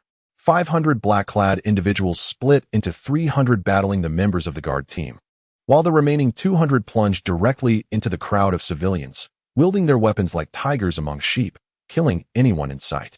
One black-clad man, wielding a large knife, exhibited a manic expression in his eyes. He snarled madly, "Die! Die! You lowly scum shall die for our Heavenly Fire Sect. Once our plan is complete, we, the Heavenly Fire Sect, will thank you worthless peasants for your sacrifices." Ha ha! He raved wildly, and his subordinates showed no mercy. Without a shred of psychological burden, he swung his knife at an 8-year-old girl rushing towards him, cleaving her in two. Her small, adorable body twitched, her big eyes wide with naive terror, as her warm blood stained the stone beneath her, leaving her final color. A woman, heartbroken, watched her child die a tragic death before her eyes, her mind turning to mush. She gazed at the black-clad man, her beautiful eyes instantly transforming into pools of blood-red hatred. In a fit of rage, she picked up the knife that had fallen beside her child's body and charged at the black-clad man, screaming, "You demons! I will kill you to avenge my child." The black-clad man's bloodthirsty gaze intensified. He laughed heartily. "Good. Just like that. I can't be bothered to kill you all one by one. That would be too tedious. You are all lowly scum, and contributing even a little to our Heavenly Fire Sect is your fortune. You should feel honored. Die. Go die honorably." Ha ha. As he watched the enraged woman charging at him, his eyes were filled with mockery and disdain. He coldly declared, "Foolish lowly woman, die." Swish, the long knife in the black-clad man's hand sliced through the charging woman, splitting her chest open. Her organs, unanchored due to the gaping wound, fell out. Her heart shattered and intestines spilling out. Her furious movements slowed, as though the very blow had drained all her strength. Her head drooped weakly, but her defiant, blood-red eyes remained fixed on the murderer of her daughter, refusing to close until death. She intended to drag that arrogant black-clad man to hell with her. A middle-aged man standing behind her witnessed this scene and was immediately engulfed in agony. He once had a beautiful family, harmonious and full of life, but now, just moments ago, his wife had died, and his daughter was gone. His once perfect family was reduced to him alone. He looked at his wife's body lying on the ground, and his daughter's head still spurting blood. The warm blood of his wife and daughter spread across the ground like a stream, growing wider and wider. The man's heart turned to ashes. His once clear eyes became lost and bewildered from the immense blow. It felt as if his strength had been inexplicably drained, and he fell to his knees before his wife and daughter, his eyes vacant as he murmured, "Lanner, how could you be so foolish to leave me alone? How am I supposed to live? You and Xiaowen are gone. What meaning does my life hold?" Then, he raised his vacant eyes to the black-clad man who was killing with abandon. Suddenly, his once blank gaze sharpened, transforming into a furious blood red. The image of the good man he once was twisted into a snarl of rage. He picked up the knife in his hand, a fiery hatred burning fiercely in his chest. He bellowed, "Beasts! You're all a bunch of beasts. Today, it's either you die or I die. I won't live anymore. Even in death, I'll take a beast with me. You die?" The man charged into the crowd, heading straight for the black-clad man. Filled with unparalleled fury, his target was clear. He would avenge his wife and daughter, even if it cost him his life. The black-clad man faced an increasing number of civilians attacking recklessly, layers upon layers of them surrounding him. He remained unafraid, wielding his long knife with increased speed and a crazed demeanor, shouting, "Come on, all of you, go die." "Ha ha." The middle-aged man seized a slight opening in the black-clad man's defenses. In a fit of rage, he swung his iron blade directly at the exposed gap. Chapter 107. Massacre in Dongluo City 3. As the black-clad man noticed the growing number of civilians attacking him, he began to feel overwhelmed. Despite his arrogance, he was not foolish. No matter how strong he was, being surrounded by a swarm of civilians for too long could lead to his downfall. Seeing the situation unfold, he frowned impatiently. He noticed even more civilians were closing in on him, and he realized it was time to change locations. He swung his large knife faster, sparks flying as he cut through flesh. Each time he struck, a civilian fell to the ground, blood flowing as they struggled for a moment before falling still, breathless. Just as the crowd around him thickened, he leaped away, using a civilian's head as a stepping stone to escape the encirclement, finding a new spot to begin another round of frenzied killing. The man who had just found a moment of opportunity felt a surge of despair as he saw his sworn enemy jump away and escape. The chance for revenge that he had so desperately seized evaporated in an instant. His rage, which could have been unleashed, was forcibly repressed back into his chest, causing a violent shock that damaged his organs. He spat out a mouthful of crimson blood. With a fierce expression, he growled, "Beasts! You're all cunning beasts. I must kill you to avenge my wife and daughter." He picked up his long knife again, ignoring the discomfort in his chest, consumed by rage. He knew only one thing. Even if he died, he must avenge his wife and daughter. He didn't want to live anymore. When he died, he must take his enemy down with him. He believed that if he had such a perfect opportunity once, he would surely have another. The entire Dongluo city was a battlefield. The guard team's strength was indeed somewhat weak, but their commitment to protect the civilians of Dongluo City had never wavered. Even in death, they would drag a bunch of black-clad individuals down with them. Even if they descended into the underworld, they could proudly say to their fallen brothers below that they had not brought shame to the guard team. They could die, and the defense of Dongluo City might break. But they would fight until the last moment, allowing those cruel executioners to step over their bodies. They could die, but their unwavering will to protect Dongluo City was indestructible. Unfortunately, the members of the guard were ultimately too weak. As one after another of the guard members fell in battle, more and more black-clad figures were indirectly released, and those freed immediately joined in the slaughter of the citizens of Dongluo City. Even though the remaining members of the guard were filled with rage and their eyes were bloodshot, they were powerless to change the situation. They could only watch helplessly as more and more citizens of Dongluo City were slaughtered before their eyes, with blood flowing throughout the city and even warm bloodstains on the beams of houses. The entire Dongluo City was soaked in blood, with the stench of blood wafting through the air. The 12 large carriages behind the black-clad figures were already piled high with the bodies of the citizens of Dongluo City, stacked so high they resembled a mountain of corpses. On top of this small mountain, black crows descended, pecking at the warm bloodstains. They preferred to eat carrion, and although the meat was fresh, they were not particularly interested at the moment. It didn't matter, as in time, this fresh food would inevitably rot. The bodies piled on the large carriages, with blood flowing from their wounds, had completely stained the originally wooden carriages blood red, making them look particularly horrifying. Chapter 108. Killing like slaughtering chickens. Nearly half of the guard members had died or been injured, leaving just over 100 still struggling to hold the line. They had fallen into an absolute disadvantage, and barring any unexpected events, the entire guard would perish in Dongluo City, becoming sacrifices alongside the hundreds of thousands of citizens. The citizens in Dongluo City were either fleeing or hiding, while some brave individuals armed themselves and charged directly at the black-clad figures, disregarding the terrifying consequences. Their families had already been slaughtered by this group of merciless black-clad figures, so why should they continue living? It was better to fight back fiercely and take revenge, killing one of these beasts for each of their own. Those fleeing citizens thought they could escape and avoid disaster, but little did they know. Black-clad figures had already blocked the city gate ahead of them. If they ran forward, they were essentially walking into a dead end, charging straight into the blades of the black-clad figures. The actions of these black-clad figures had cut off the last escape route for the fleeing citizens, turning the hundreds of thousands of people in the city into fish in a barrel. If there were no unexpected events, Dongluo City would inevitably become a blood-soaked empty city. Just like Fengluo City, a middle-aged man in a brocade robe looked towards the city gate, where a group of black-clad figures was intercepting anyone trying to escape. Those black-clad figures looked at the fleeing commoners with indifferent eyes, filled with provocation and contempt. As long as these commoners dared to flee, they wouldn't hesitate to kill. They were currently holding back only because they were tasked with blocking the city gate. The brocade-robed man was somewhat surprised to see a young man in plain gray clothing walking towards the black-clad figures. He wanted to stop the young man from this reckless act, but faced with the watchful eyes of the nearby black-clad figures, he hesitated and didn't dare to warn him. Wang Xiaowen walked step by step towards the black-clad figures. He saw that they were still chatting among themselves, completely indifferent to the tragic slaughter of the hundreds of thousands of citizens in Dongluo City. It seemed that in the eyes of these black-clad figures, the citizens of Dongluo City didn't even deserve to be considered human. Wang Xiaowen was somewhat confused.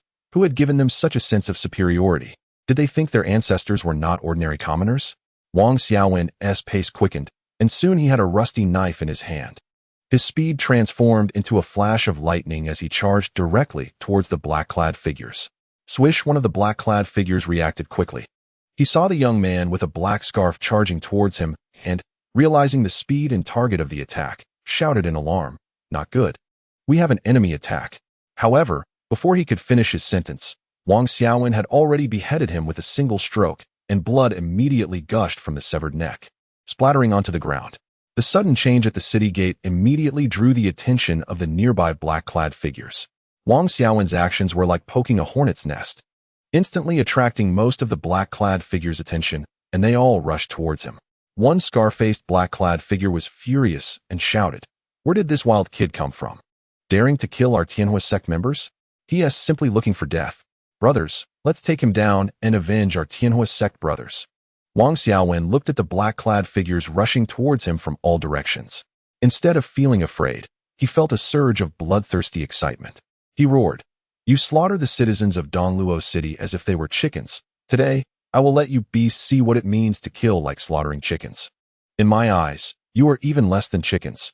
After saying this, Wang Xiaowen charged forward instead of retreating, like a fierce tiger plunging into a flock of sheep. The rusty knife danced, and the blood of the black-clad figures began to spray everywhere, soaking the ground in hot blood. Chapter 109. Acting on behalf of heaven, Wang Xiaowen looked coldly at the black-clad figures before him, noticing the dark black flame lotus emblem on their sleeves.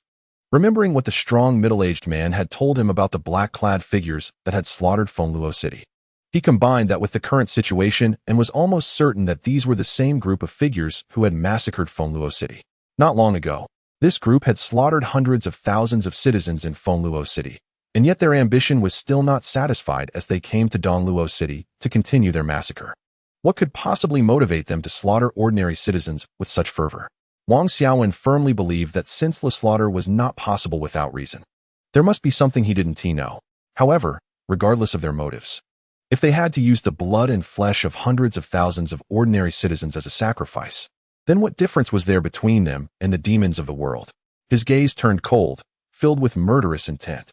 He said indifferently, "Those who kill will always be killed.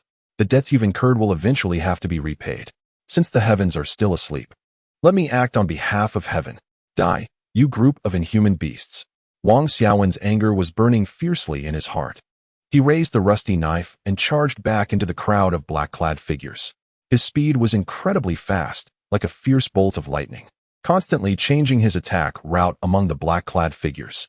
Wherever he passed, the black-clad figures were no match for him, completely at his mercy as he slaughtered them unilaterally. An old man in black was furious when he saw the suddenly appearing young man. His beard was shaking with anger. While they were steadily eroding East Luo City, this fierce young man suddenly disrupted their plans completely. He immediately shouted in rage, "Surround and kill this kid with all your might. He has killed so many of us. This kid must die." The old man obviously had a significant reputation in the Qingyang Sect. With just one command, the surrounding black-clad individuals immediately abandoned the area where they were slaughtering, turning their weapons towards Wang Xiaowen to encircle and kill him. The black-clad men rushing towards Wang Xiaowen saw at least 30 corpses of their fallen comrades at his feet. They looked at the young man standing atop the pile of bodies, still killing. This kid dared to kill members of the Qingyang Sect. They vowed to ensure that he would die a gruesome death, even planning to cut his flesh to feed dogs. One black-clad man shouted in anger, "This kid is simply audacious, killing so many of our Qingyang Sect members. Today he must die here, otherwise, where will our sect's dignity be?" Another black-clad man who rushed over echoed, "Exactly. This kid is unforgivable. We must skin him alive and make him a long-lasting lamp to honor our fallen brothers, ensuring their souls are appeased." The old man in black, with a sinister look, angrily commanded, "Immediately work together to kill that kid. He has already killed 50 of our brothers, and he hasn't stopped yet. We are still losing lives. We must eliminate this kid at all costs." All the black-clad individuals in the vicinity charged towards Wang Xiaowen, quickly surrounding him in a dense circle. Their goal was simple. They had to kill this troublemaker first. Suddenly, a middle-aged man in guard armor charged in on horseback, wielding a dark long spear. He looked at the young man standing atop the pile of black-clad corpses and said gratefully, "Friend, thank you for your rescue. On behalf of all the citizens of East Luo City, I thank you for your help. We have come to assist you in killing the enemy." Instantly, over 100 members of the guard rushed over, easing some of the pressure on Wang Xiaowen. Although he was not afraid of this pressure, why should he bear it alone when he had allies to help? Chapter 110. Acting on behalf of Heaven 2 with the addition of over 100 guard members. The area by the city gate quickly transformed into the battlefield of this East Luo City massacre. The clash between the black-clad individuals and the guards reignited.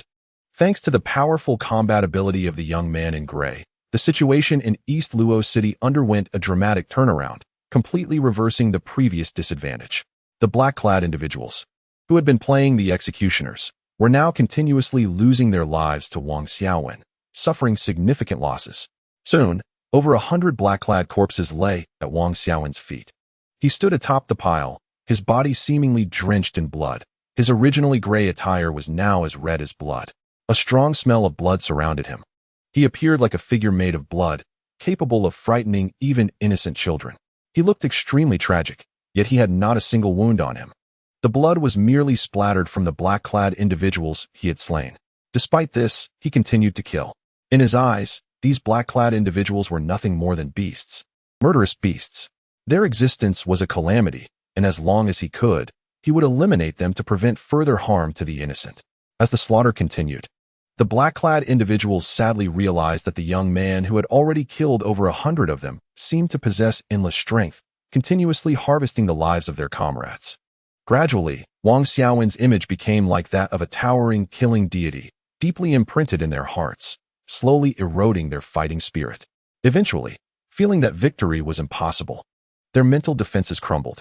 One of the collapsing black-clad men trembled and declared, "This person is the embodiment of a malevolent spirit. He is a monster, an indestructible monster. Everyone run, or we will all die at this monster's hands." After saying this, the already collapsing black-clad man fled towards the city gate without a second thought. To him, as long as that indestructible monster remained, there was no possibility of completing their plan to massacre East Luo City.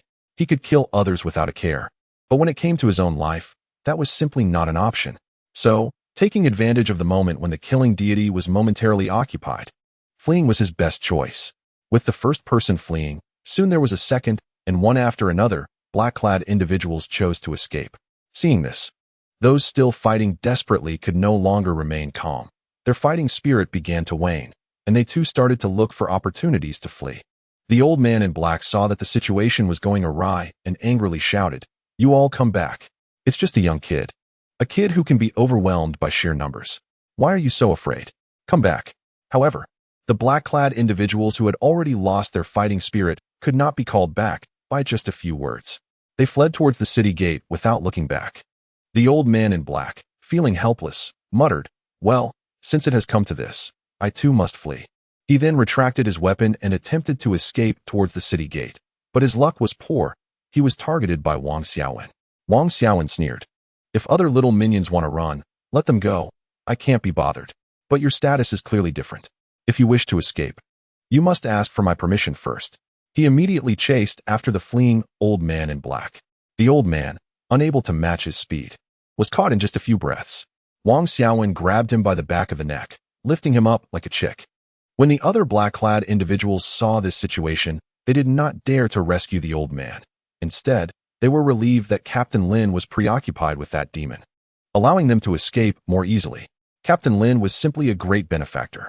The old man in black, seeing that no one came to rescue him, was furious and his beard quivered with anger. He felt deeply frustrated and said, "I am the great leader of the Skyfire sect. You better let me go, or our sect leader will surely seek revenge for me." Chapter 111. The cheer of victory. The middle-aged man in armor riding a warhorse saw the black-clad figures fleeing in panic, their hands stained with the blood of the citizens of Dongluo City, whether it was the blood of their guards or the blood of the citizens. These black-clad individuals were their city's archenemies. How could he allow them to escape? He immediately led around 100 members of the guard to intercept the fleeing black-clad figures on the way. At this critical moment, they would kill as many as they could. These black-clad individuals must not be spared. As the guards pursued, many of the black-clad figures were indeed intercepted and killed along the way, adding more bodies to the already corpse-laden ground of Dongluo City. However, those killed by the guards were ultimately a minority. Most of the black-clad figures managed to escape. A middle-aged man in fine clothes, hiding near the city gate, was initially terrified and did not dare to move, fearing that one of the black-clad figures would discover him and kill him on the spot. But when the young man with the black scarf entered the battlefield, he became filled with excitement. After watching the entire battle, he realized that he, who thought he would face death, discovered that Dongluo City had actually won, and those evil black-clad individuals had been driven away by the people of Dongluo City. He exclaimed with excitement, "We won. We actually won. We are victorious. The guards are amazing. You are all the guardians of Dongluo City, and that particularly powerful warrior. You are like a celestial being descended to earth." With his declaration, a woman nearby patted her chest in relief and said, "Thank heavens, the nightmare is finally over. We in Dongluo City have finally won and don't have to die anymore." It was truly terrifying. A beautiful woman, holding her deceased child, cried, "Tower, we won. But you are gone." An elderly man walked to the 12-row cart piled high with corpses, tears streaming down his face. Among the pile, there were his old partner, his children and grandchildren. His entire family, except for him, who was lucky enough to be alive, lay in that cart. He muttered in despair, "Dongluo City has won. But for me, the victory comes too late. Those who should not have died are already gone, leaving only me. A lonely old man with one foot already in the grave. Living like this, what is the difference from suffering?" He sighed and turned to go home, believing that once the guards had the time, they would return the bodies of his family to him. Another middle-aged man, hearing the uproar outside, curiously left the basement to find out the situation in Dongluo City. Upon learning of the victory, his expression immediately brightened and the sorrow on his face vanished. He hurried back home and returned to the basement where his family was still hiding, sharing the good news with everyone. Joyful cheers erupted in the basement as they celebrated the end of the terrifying nightmare and the beginning of a new, normal life. Due to their different experiences, the citizens of Dongluo City reacted differently after their victory. Some were caught up in the celebration, while others mourned their lost loved ones. Some were filled with excitement, recounting everything they had witnessed, as if they had personally saved the entire Dongluo City. In the taverns, storytellers turned the crisis of the city's massacre into a passionate tale, revealing that the main savior of Dongluo City was merely a young man with a black scarf. The story of this young man spread throughout the streets and alleys of Dongluo City, leading even fathers to young children to know of the young man with the black scarf. Some children shouted that they wanted to emulate him, aspiring to become great heroes who could save the world. Chapter 112. Interrogation. Wang Xiaowen coldly grabbed the collar of the black-clad old man and turned him to face the direction of Dongluo City. He kicked the old man behind the knee, and the sound of breaking bone echoed as the old man's legs crumpled. The old man let out a horrific scream, his leg bones shattered by Wang Xiaowen's kick, and the intense pain surged through his body. The black-clad old man was drenched in cold sweat, trembling uncontrollably like a sieve. His knee immediately swelled to twice its size, his legs looking grotesquely disproportionate. He grimaced in pain, his whole body shaking as if cramping. Wang Xiaowen looked at the suffering old man with no sympathy. Some people were just wasting the air everyone else could breathe. He then yanked the old man's collar again and pressed him down. With a thud, the old man was forced to kneel at the city gate, facing the corpses of the citizens of Dongluo City, and the cart piled high with bodies. As Wang Xiaowen mercilessly assaulted the old man's legs again, he realized that he could no longer feel them. The nerves in his legs were destroyed, rendering him a cripple. Filled with rage, he shouted, "A soldier can be killed, but not humiliated. You make me kneel before these lowly commoners, and you've broken my bones and crippled my legs. How can I willingly endure such humiliation? I'm already at your mercy. Just kill me and end it." The black-clad old man was furious, his anger boiling over to the point where he wished for his own death. Wang Xiaowen sneered at him. "What is wrong with humiliating you? What can you do about it? If you want to die, just do it cleanly. But first, you need to tell me what your Skyfire sect is up to. Why do you need so much blood from ordinary citizens for your sacrifices? As long as you give me a satisfactory answer, I'll grant you a quick death. Otherwise, you can experience what Ling Qi is. I can assure you, my knife skills are precise. I can slice your flesh so cleanly that it will shine in the sunlight. Then toss your slices into a hot pot to feed the dogs." Wang Xiaowen spoke coldly from behind the black-clad old man, regarding him not as a human, but as a clue to the blue opportunity that the system had assigned him. Now that the group of black-clad figures had been scattered and the system had not provided the blue opportunity icon, the old man was his last lead to that blue opportunity. The old man in black felt a chill as he recalled the scene described by the other party, thinking of how he had been sliced into pieces yet still lived, and then witnessing his flesh being eaten by dogs. His expression began to turn sorrowful. After committing some heinous acts, he had considered what would happen if he was discovered or captured and forced to reveal his secrets under duress from the victors. He just never expected that day would come so quickly, and especially at the hands of a child, and then to be interrogated. It wasn't that he didn't want to speak, but that he couldn't. His family was still under the threat of the Heavenly Fire Sect. If he made any moves that could be seen as betraying the sect or revealing its secret location, his family, his son, his wife, and his beloved grandson would all be wiped out, treated as traitors.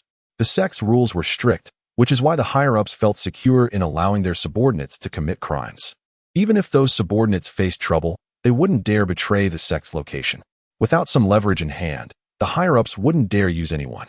Chapter 113. The end of Dongluo City. Wang Xiaowen coldly looked at the old man in black, who had lowered his head in silence, and pressed on. "All you need to do is reveal the location of the Heavenly Fire Sect and the reason for the massacre, and I can make your death quick and easy. Otherwise..." Before he could finish his threatening words, the silent old man in black suddenly collapsed, his head hitting the ground, and black blood began to flow from the corner of his mouth. Seeing this, Wang Xiaowen understood. The other party had committed suicide by poison. Wang Xiaowen shook his head in disbelief, muttering, "I haven't even begun to torture you, and you couldn't take it." Truly deserving of being part of the despicable Heavenly Fire Sect, with their endless, underhanded tactics. But now that you're dead, where will I find clues for the system's opportunity? It seemed the hidden task from the system hadn't been completed. Otherwise, the system icon would have appeared when that guy died. The absence of the icon indicated that there were still follow-up hidden system tasks. Could it be that the next task was related to the Heavenly Fire Sect? Wang Xiaowen nodded, feeling increasingly convinced of this possibility. At that moment, a middle-aged man in full armor from the guard team walked over to Wang Xiaowen gratefully, saying, "Thank you, young friend, for your generous actions, saving the lives of hundreds of thousands of citizens in Dongluo City. I am Zhang Yichen, and I represent the people of Dongluo City to express my gratitude." Zhang Yichen's words were heartfelt, and Wang Xiaowen could sense it. He shook his head and replied, I was just passing through this city. Saving Dongluo City was merely a matter of convenience. No need to take it too seriously. By the way, have you captured any of the black-clad individuals? Wang Xiaowen was particularly concerned about the black-clad individuals, as saving Dongluo City was indeed a matter of convenience. But the black-clad individuals were involved in the hidden task of his blue opportunity. He had already inadvertently caused the old man in black to commit suicide, which meant his clues for the hidden opportunity task had been severed. That was why he inquired about the black-clad individuals. Upon hearing Wang Xiaowen's inquiry, Zhang Yiqin immediately responded gratefully, we indeed captured one black-clad individual, and he is currently locked up. We managed to catch him thanks to your help. You drove those black-clad individuals into a panic, giving us the chance to apprehend one. We originally intended to send him to the higher-ups for interrogation, but since you mentioned it, I'll leave him to you to handle. Wang Xiaowen's eyes brightened at Zhang Yichin's response. He smiled and took out a bottle of Zui Huaxin. Taking a refreshing sip, then looked at Zhang Yichin with satisfaction and said, find an opportunity to create a small mistake, making that guy think there's a chance to escape. And then just let him go. Zhang Yichin was clearly surprised, but he didn't say much. Instead, he maintained his composure and replied, all right, no problem. But when do you want him released? Wang Xiaowen took another sip of Zui Huaxin and said, of course at night. That's the best time to escape. As night fell, the bright stars hung in the black sky. The citizens of Dongluo City were actively cleaning the bloodstains within the city, transforming the ground into a true river of blood. Wang Xiaowen had taken a bath and changed into a brand new outfit. The blood-soaked clothes he had worn earlier could no longer be cleaned. So he buried them in the ground, deciding not to wear them again. Leaning against a pavilion, sipping Zui Huaxin, he watched as the citizens of Dongluo City worked with torches to clear the blood-stained ground. Once the blood dried, it would be very difficult to clean, which is why the citizens were determined to clean it up at night. The bodies of the citizens left behind by the black-clad individuals, piled like small hills from the 12 connected carriages, had all been laid out. This way, it would be easier for the families to identify and claim them. Each family brought out a large coffin to collect the remains of their loved ones. Wang Xiaowen silently observed the mourning citizens of Dongluo City, reflecting on the fleeting years of mortal life. How many truly lived happily during their decades? Chapter 114. The stronghold of the Heavenly Fire Sect at the entrance of the dungeon in Dongluo City, as two guards were dozing off. A black shadow slipped out from the dungeon door. After exiting, the shadow carefully checked the situation of the two guards and, seeing they were still asleep, a barely noticeable sneer appeared at the corner of the black-clad figure's mouth. Then, the shadow disappeared into the night. Not long after the shadow vanished into the night, the two guards, who had been dozing, finally lifted their heads, both alert and ready to continue their duties. A subtle smile appeared on their lips. It was clear that the black-clad individual's actions were deliberately facilitated by someone who had created an opportunity for him to escape. After the black shadow ran out, he felt fortunate that the lock on the dungeon cell where he was held was half broken, allowing him to pick it and escape. If he had remained in the dungeon, he likely wouldn't have lived to see the next day. He climbed over the walls of Dongluo City and stepped onto the slopes of Daluo Mountain. Although the mountain was filled with numerous beasts and monsters, in his mind, Daluo Mountain felt much safer than Dongluo City. He still remembered the young man in the gray robe. If nothing unexpected happened, that figure would probably haunt his nightmares, enough to wake him from his sleep in fear. Standing on the slopes of Daluo Mountain, he felt a mix of relief and lingering fear. Fortunately, my luck held out. I managed to escape from the dungeon. Without such luck, today could have very well been my last. He turned to face the dense Daluo Mountain, listening to the roars of beasts and the chirps of insects within, feeling his mind and body relax somewhat. He shook off his apprehension and dashed into the depths of Daluo Mountain. His familiarity with the routes indicated that he had spent considerable time moving around in Daluo Mountain. Otherwise, he wouldn't have known it so well. The man in black twisted and turned inside Mount Daluo, and soon he dashed into a temporary residential area. The houses here were all wooden, still carrying the scent of wood, and these wooden houses had been recently built. The man in black originally liked the smell of wood, but now it was different. He stood at the door of a wooden house, which was the headquarters of the Qingyang Sect, but he did not enter. Instead, he turned around and immediately fled deeper into Mount Daluo, running as far away as possible, as if afraid of being chased. Wang Xiaowen stood on a tree branch, convinced that the man in black had not noticed him. He was confident in his stealth skills. But he found it strange that the man was so close to the Qingyang Sect, yet chose not to enter. Just then, a sudden cracking sound echoed from the large wooden house, as if something had shattered. Following that, sounds of chaos emerged from within the house. After hearing these sounds, Wang Xiaowen realized why the man in black had not entered. It was because he truly could not. To the man in black, that seemingly insignificant wooden door was indeed a gate to hell. As soon as the sound of shattering rang out, the atmosphere within the temporary wooden house became chaotic. Wang Xiaowen, with his keen ears, discerned that the house was far from peaceful, filled with frantic cries for help, pleas for mercy, sounds of burning, screams, and maniacal laughter. Wang Xiaowen remained calm, took a sip of his drink, and sat on the branch. He had no interest in the people inside the Qingyang Sect. He was certain that none of them were worth his time. He didn't care whether they lived or died. He had only followed here because of a task from the Blue Opportunity System. Otherwise, he would not have ventured into such a deep mountain forest. Chapter 115. Qingyang Yinpa. Inside the Qingyang Sect, there was a 400-meter deep pit, wide enough with a diameter of about 50 meters. However, this enormous pit was not filled with groundwater. Instead, it was filled with the bodies of innocent civilians collected from various cities. After being forcibly transported by large carts, these bodies were piled into the massive pit, turning it into a genuine mass grave. Beside the pit stood an elegantly dressed old man in black, wearing a blood-red cloak. The age spots on his face were severe, and he had heavy dark circles under his eyes, exuding an air of decay. Yet, his murky eyes were filled with a persistent hope as he gazed at the pit filled with the bodies of tens of thousands of civilians.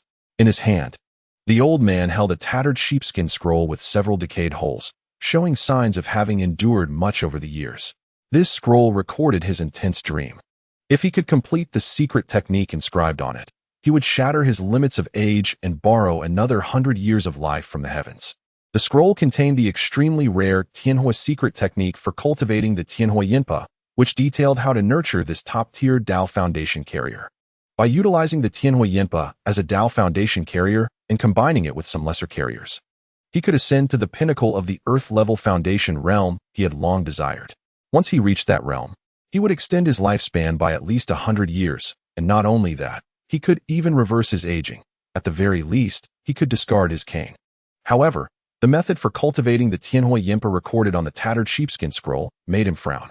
First, he needed to find a heavenly spirit fire. A common spirit fire would suffice. Then came the most crucial and cruel step, nurturing the fire. What to use to nurture the spirit fire? Naturally, it required the essence blood of humans.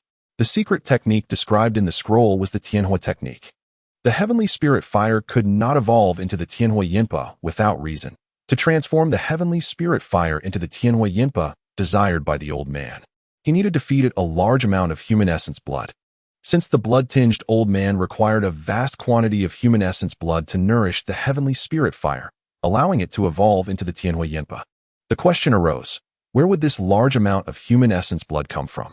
Even if the blood-tinged old man divided himself into countless pieces, it would not be enough for the heavenly spirit fire to consume. Naturally, he would not source human essence blood from his own body. If he did not use his own body, he needed another source. Thus, the Qingyang Sect was born. The blood-tinged old man looked at the newly formed mass grave before him, his eyes filled with intense heat. His years of effort were finally about to bear fruit. The heavenly spirit fire he had nurtured for over a decade was soon to evolve into the Qingyang Yinpa. He was eager, anticipating that after the heavenly spirit fire devoured this essence blood, the Qingyang Yinpa he had long contemplated would fully mature, allowing him to achieve his ultimate dream of reaching the pinnacle of the Earth-level Foundation. Boom! The blood-tinged old man flipped his right hand, revealing a dark flame dancing in his palm. As the dark flame appeared, scorching air waves surged around him. Even the ironwood forest 100 meters away seemed to be on the verge of igniting. Ironwood is a type of spirit wood that is highly resistant to high temperatures. Ordinary flames could not even singe its surface. Chapter 116. Qingyang Yinpa. 2. The blood-tinged old man gazed eagerly at the semi-finished Qingyang Yinpa in his palm, a fiery determination flashing in his eyes, looking at the pit filled with the bodies of tens of thousands of civilians. A cruel smile crept onto his aged lips as he said, Qingyang Yinpa, I have prepared the delicacy you desire most. After you finish this meal, I hope you can evolve into a fully mature Qingyang Yinpa. He gently tossed the semi-finished Qingyang Yinpa into the pit. As it floated in midair above the pit, A powerful sucking force suddenly emanated from it.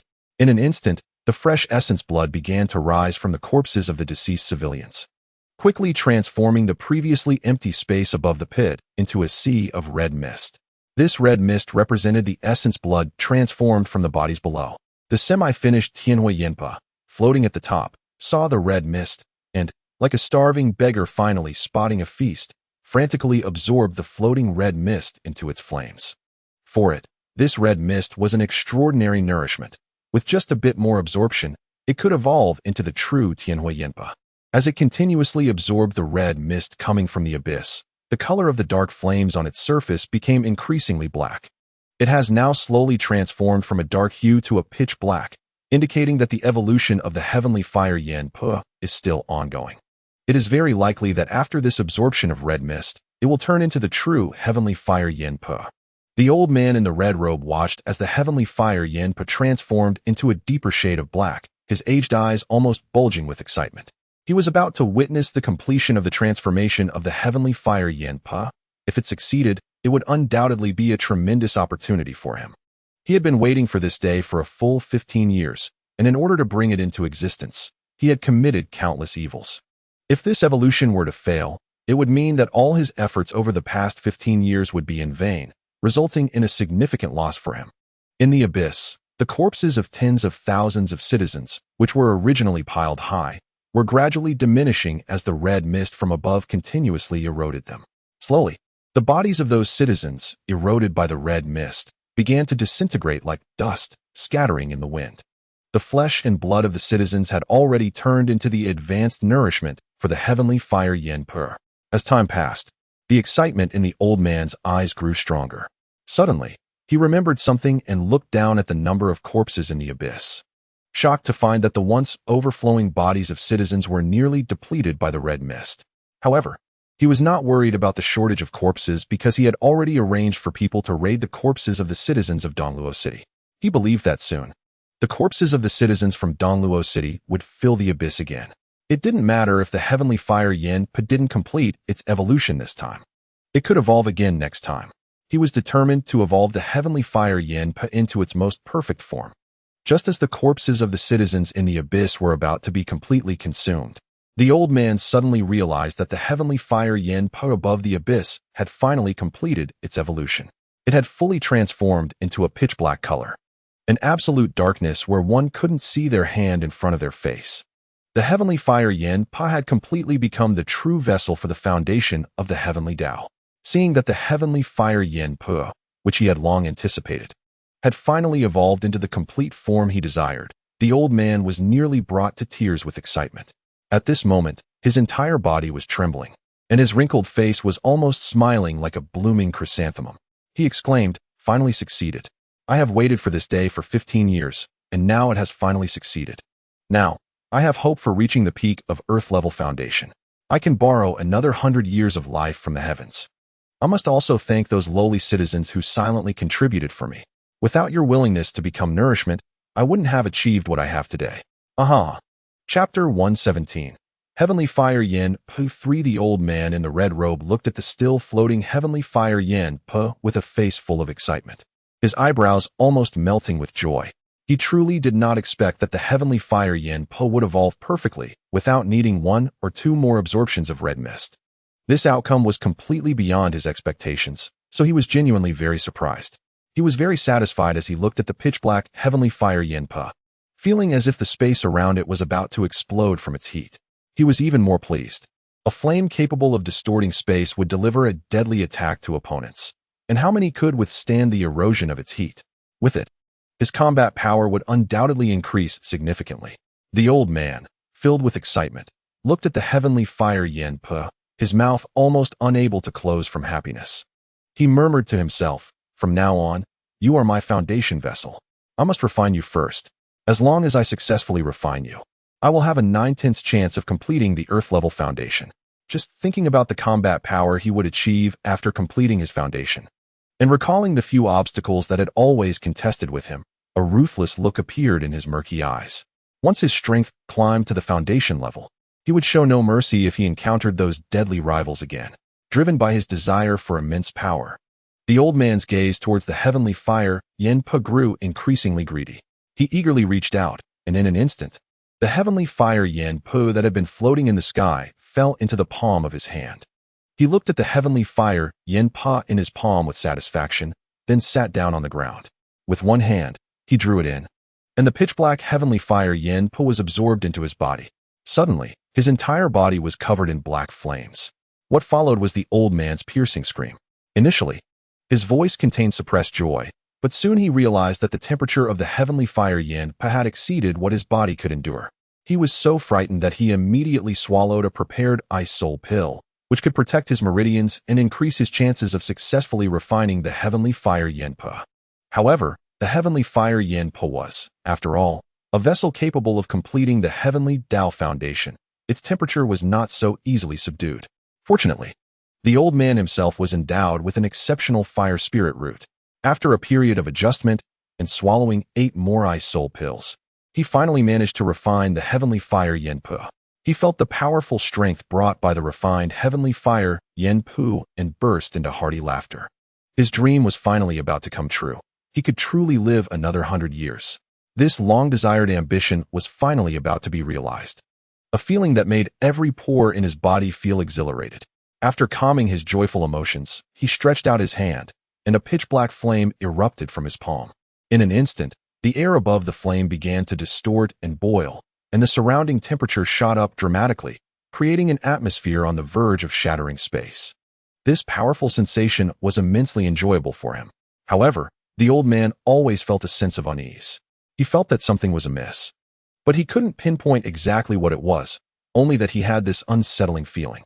Suddenly, in the sea of his soul, a pitch-black flame emerged without warning, slowly transforming into a human figure. This black humanoid flame had no distinct features, or rather, its appearance was constantly changing, lacking a specific face. Then, this dark humanoid flame directly occupied the old man's soul and devoured it. In an instant, the old man unknowingly met an untimely death, silently and without a trace, being replaced by another powerful soul.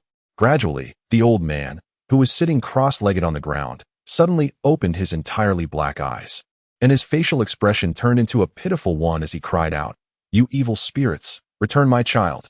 Don't take my child away. Please, return my child." Then he transformed into a look of terror, screaming, "Mother, don't leave Howard behind. Howard can't bear to be without you. If you go, how can the 3-year-old me live?" Woo. Immediately after, he became somewhat angry and shouted, "You beasts, go to hell. You executioners, you demons who deserve 1,000 cuts." After that, he changed into a sorrowful expression, pitifully saying, "Child, why did you die so tragically? You go ahead. Your mother will soon come to find you in the underworld." Chapter 118. The Eastern Sect leader has gone mad. The blood-covered old man changed to a confused expression and stood up, looking at the unfamiliar surroundings in terror. He exclaimed, "Where's this? I want to go home. I want to go home. Where's the exit here?" He then stood up and began to observe his surroundings, trying to find the exit. This place was very strange to him. It was not his home at all. He wanted to go home and see if his child was okay, whether they were hungry, whether they had clothes to wear, and whether they were scared by that group of hateful men in black. Suddenly, he saw a middle-aged man in black walking towards him, and he quickly took 3 steps back in fear, exclaiming, "Don't come over. I'm not afraid of you." However, his legs felt a bit weak, and his voice was very weak and powerless. The man in black who was approaching him looked at him in surprise and asked, "Eastern Sect leader, I am the left protector Yang Tianyu. Don't you remember me?" The blood-covered old man changed to a gloomy expression and coldly shouted, "Left protector? Which left protector?" Left protector Yang Tianyu looked puzzled, scratching his head and wondering. "Of course, I am the left protector of the Heavenly Fire Sect. The Heavenly Fire Sect has left and right protectors and 18 leaders. Don't you remember?" The blood-covered old man had a dark expression on his face. As soon as he heard the name Heavenly Fire Sect, he became furious. He roared, "Heavenly Fire Sect, it's that gang of murderous Heavenly Fire Sect again. I will destroy your entire sect and avenge my deceased wife." Then, filled with rage, he made his move. In the blink of an eye, a pitch-black flame erupted from his palm. This inexplicable action instantly turned the still-dazed Yang Tianyu into black ash, vanishing on the spot. This scene was witnessed by a passing member of the Heavenly Fire Sect, who immediately turned around and ran outside in fright.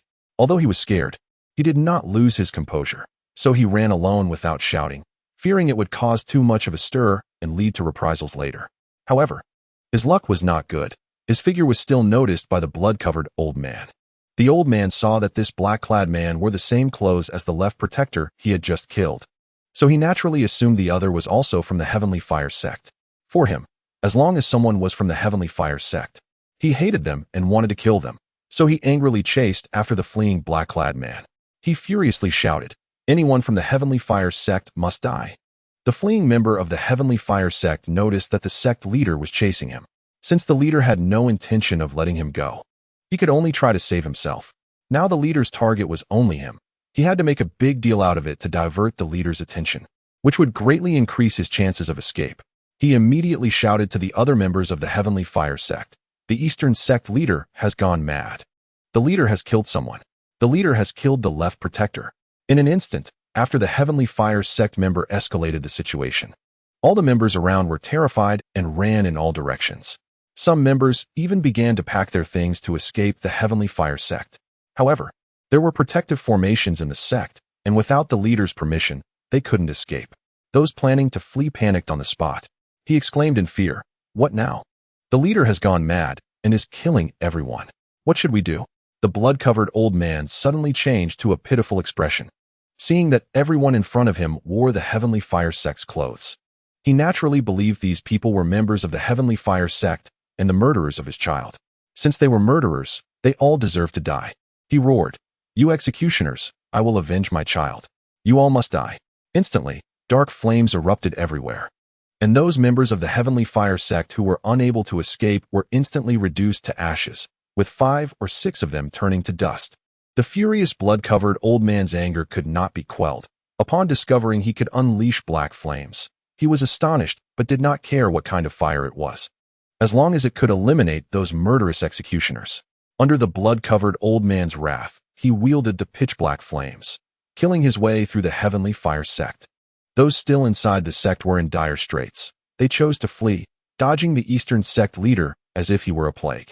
With the sect leader controlling the protective formation, those with passage tokens could escape, while those without faced dire consequences. In the midst of the leader's madness, if they could not get out, they could only wait for death. Chapter 119, Breaking It with Force. A young member of the Heavenly Fire Sect looked at the right protector in front of him, pleading as if he had grasped a lifeline. "Right protector, the Eastern Sect leader has gone mad. Now the leader can't distinguish between friend and foe and basically kills anyone he sees. Do you have any spare passage tokens? If you do, could you give me one?" The right protector was a charming and beautiful woman. She glanced at the young man who had just spoken to her, smiling as she said, "If you want to escape the protective formation, it's simple. Just break this formation." The young member hung his head, not wanting to complain. He thought to himself, "I know how to break the formation, but the problem is, the leader is the top expert of the Heavenly Fire Sect, who can break the protective formation he set up. I can say it too, just break the protective formation. The key is, how do you break this protective formation?" He forced a smile and asked, "Then how do you break it?" The right protector alluringly replied, "Of course, you break it with force. Didn't you see how much stronger the leader's power has become? Now, for him, breaking the formation he previously set up should be easy, right?" She looked at the young member with a meaningful gaze and said, "You were asking me how to break this formation, right? I'll tell you now. The protective formation can be broken like this." Just as the young member was still processing her words, she quickly grabbed his collar and threw him towards the edge of the protective formation. The young member immediately screamed in terror.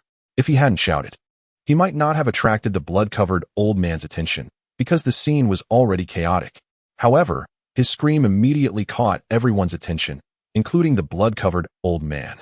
Just as he was about to hit the protective formation, the blood-covered old man directly incinerated the young member with a blast of black flame, turning him to ashes. The Bloodpong Elder's recent wave of attacks not only reduced the young disciples to ashes, but also shattered the protective formation of the Heavenly Fire Sect. Suddenly, a loud crack echoed through the sky above the sect, and the once impenetrable protective formation crumbled like a shattered bottle. The disciples trapped inside the Heavenly Fire Sect instantly regained their spirits, frantically trying to escape. In this moment, most of the remaining disciples had already fled. while the others were completely annihilated by the Bloodpong Elder taking advantage of the chaos. Seeing that the remaining black-clad individuals had escaped, the Bloodpong Elder decided to chase after them. His goal was simple: revenge. He was determined to kill every single black-clad person without exception. Wang Xiaowen stood on a branch, watching as the black-clad individuals inside the Heavenly Fire Sect turned on each other. He didn't intervene. His only target was the blue opportunity, which was the main reason for his presence here. Ding! The blue opportunity signpost has been activated, and the system has automatically enabled the guidance function for the host. The long-awaited system finally spoke, and a blue system icon appeared before him, directing him where to go. He activated the wind-treading wave, stepping on different branches as he made his way towards his blue opportunity target. This time, he noticed that his guidance signpost was different. The target point was constantly moving. Upon realizing this phenomenon, he couldn't help but feel suspicious and murmured, "Could it be that this blue opportunity is a living being?" Despite the fact that his wind-treading wave was a top-tier secret technique, after a period of pursuit, he finally locked onto his opportunity target. To his surprise, he discovered that his target was actually a living person. This was the first time he had encountered such a situation. After following his target for a while, he saw that the target was pursuing the remnants of the Heavenly Fire Sect. He also noticed the black fire in the target's hand, and to be honest, he felt a bit uneasy. He didn't know if his bronze body could withstand such a terrifying black fire attack. Chapter 120. Falling off the cliff. This was the first time Wang Xiaowen encountered such a blue opportunity. He didn't act rashly. Things that the system referred to as opportunities must have their unique aspects. He didn't want to act recklessly, so he decided to investigate thoroughly before making any plans. He stood on the branch, watching as the Bloodpong Elder slaughtered the black-clad individuals. The Bloodpong Elder dispatched each black-clad person with a single black flame, not needing a second. However, as the Bloodpong Elder's killing spree began, there would eventually be a limit to how many black-clad individuals could be killed. They ultimately found themselves at the edge of a cliff, and with no way to escape, the black-clad individuals chosen for pursuit decided to jump off, as there was a glimmer of hope in doing so. If they were caught by the Eastern Sect leader, it would mean certain death from a black flame, with a slim chance of survival from jumping off the cliff and the certainty of death if caught, and given their speed was no match for the pursuer. They considered splitting up. They had previously tried this, and some had managed to escape, but that was when there were many trying to flee. Now it was different. There were only 3 of them, and essentially, whoever split off would be the prime target for the Eastern Sect leader. Such a strategy would lead to a quicker death than remaining together. What else could they do? They were filled with despair. If there were any other options, they wouldn't have considered jumping off the cliff. Then, the 3 black-clad individuals, forced to jump off the cliff to seek a final glimmer of hope, thought, what if there was a river below, or they got caught in the branches? Such possibilities weren't unheard of. If they were extremely lucky, maybe they would survive. As long as there was even a 1 in 10,000 chance, they could potentially reclaim their lives. The Bloodpong Elder shouted madly, "Dead! All dead! My enemies are all dead! Aha, aha!" He then turned and walked away from the edge of the cliff. As he walked, suddenly another soul entered his body. He surveyed his surroundings and muttered, "I want to go home. Where is this place? How do I get home? My children, my husband, and my mother-in-law are all waiting for me. I have to go home, but I'm lost. I don't know the way back. What should I do? Woo woo." He squatted under a tree stump and began to cry, resembling a wronged woman, feeling like a homeless wanderer, utterly desolate. With tear-red eyes, he looked around, suddenly filled with sorrow, murmuring, "The world is so vast. Where is my home? Do I no longer have a home? Woo woo. I don't want this. I still have family. They are still waiting for me. I must find my family. I must bring them back," he declared, rising to continue walking away. Getting further and further, Wang Xiaowen looked on sympathetically as the moving blue opportunity target walked further away. He didn't pursue it. The Bloodpong Elder had opportunities, but they had already been claimed. Through his observations over time, he realized that the Bloodpong Elder was also a pitiable figure, a complex contradiction.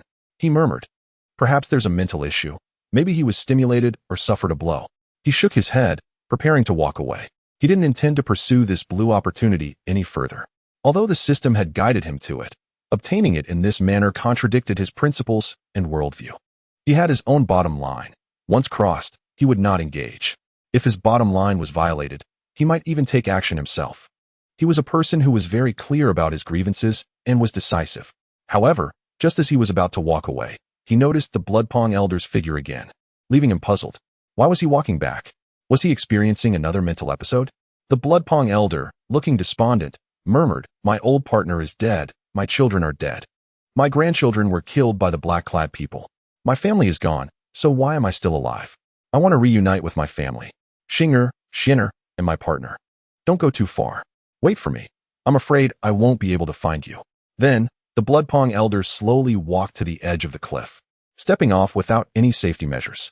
Wang Xiaowen said nothing, facing a person who wanted to die, even if he wanted to save him. He wouldn't be able to do so for long, especially when that person was mentally disturbed.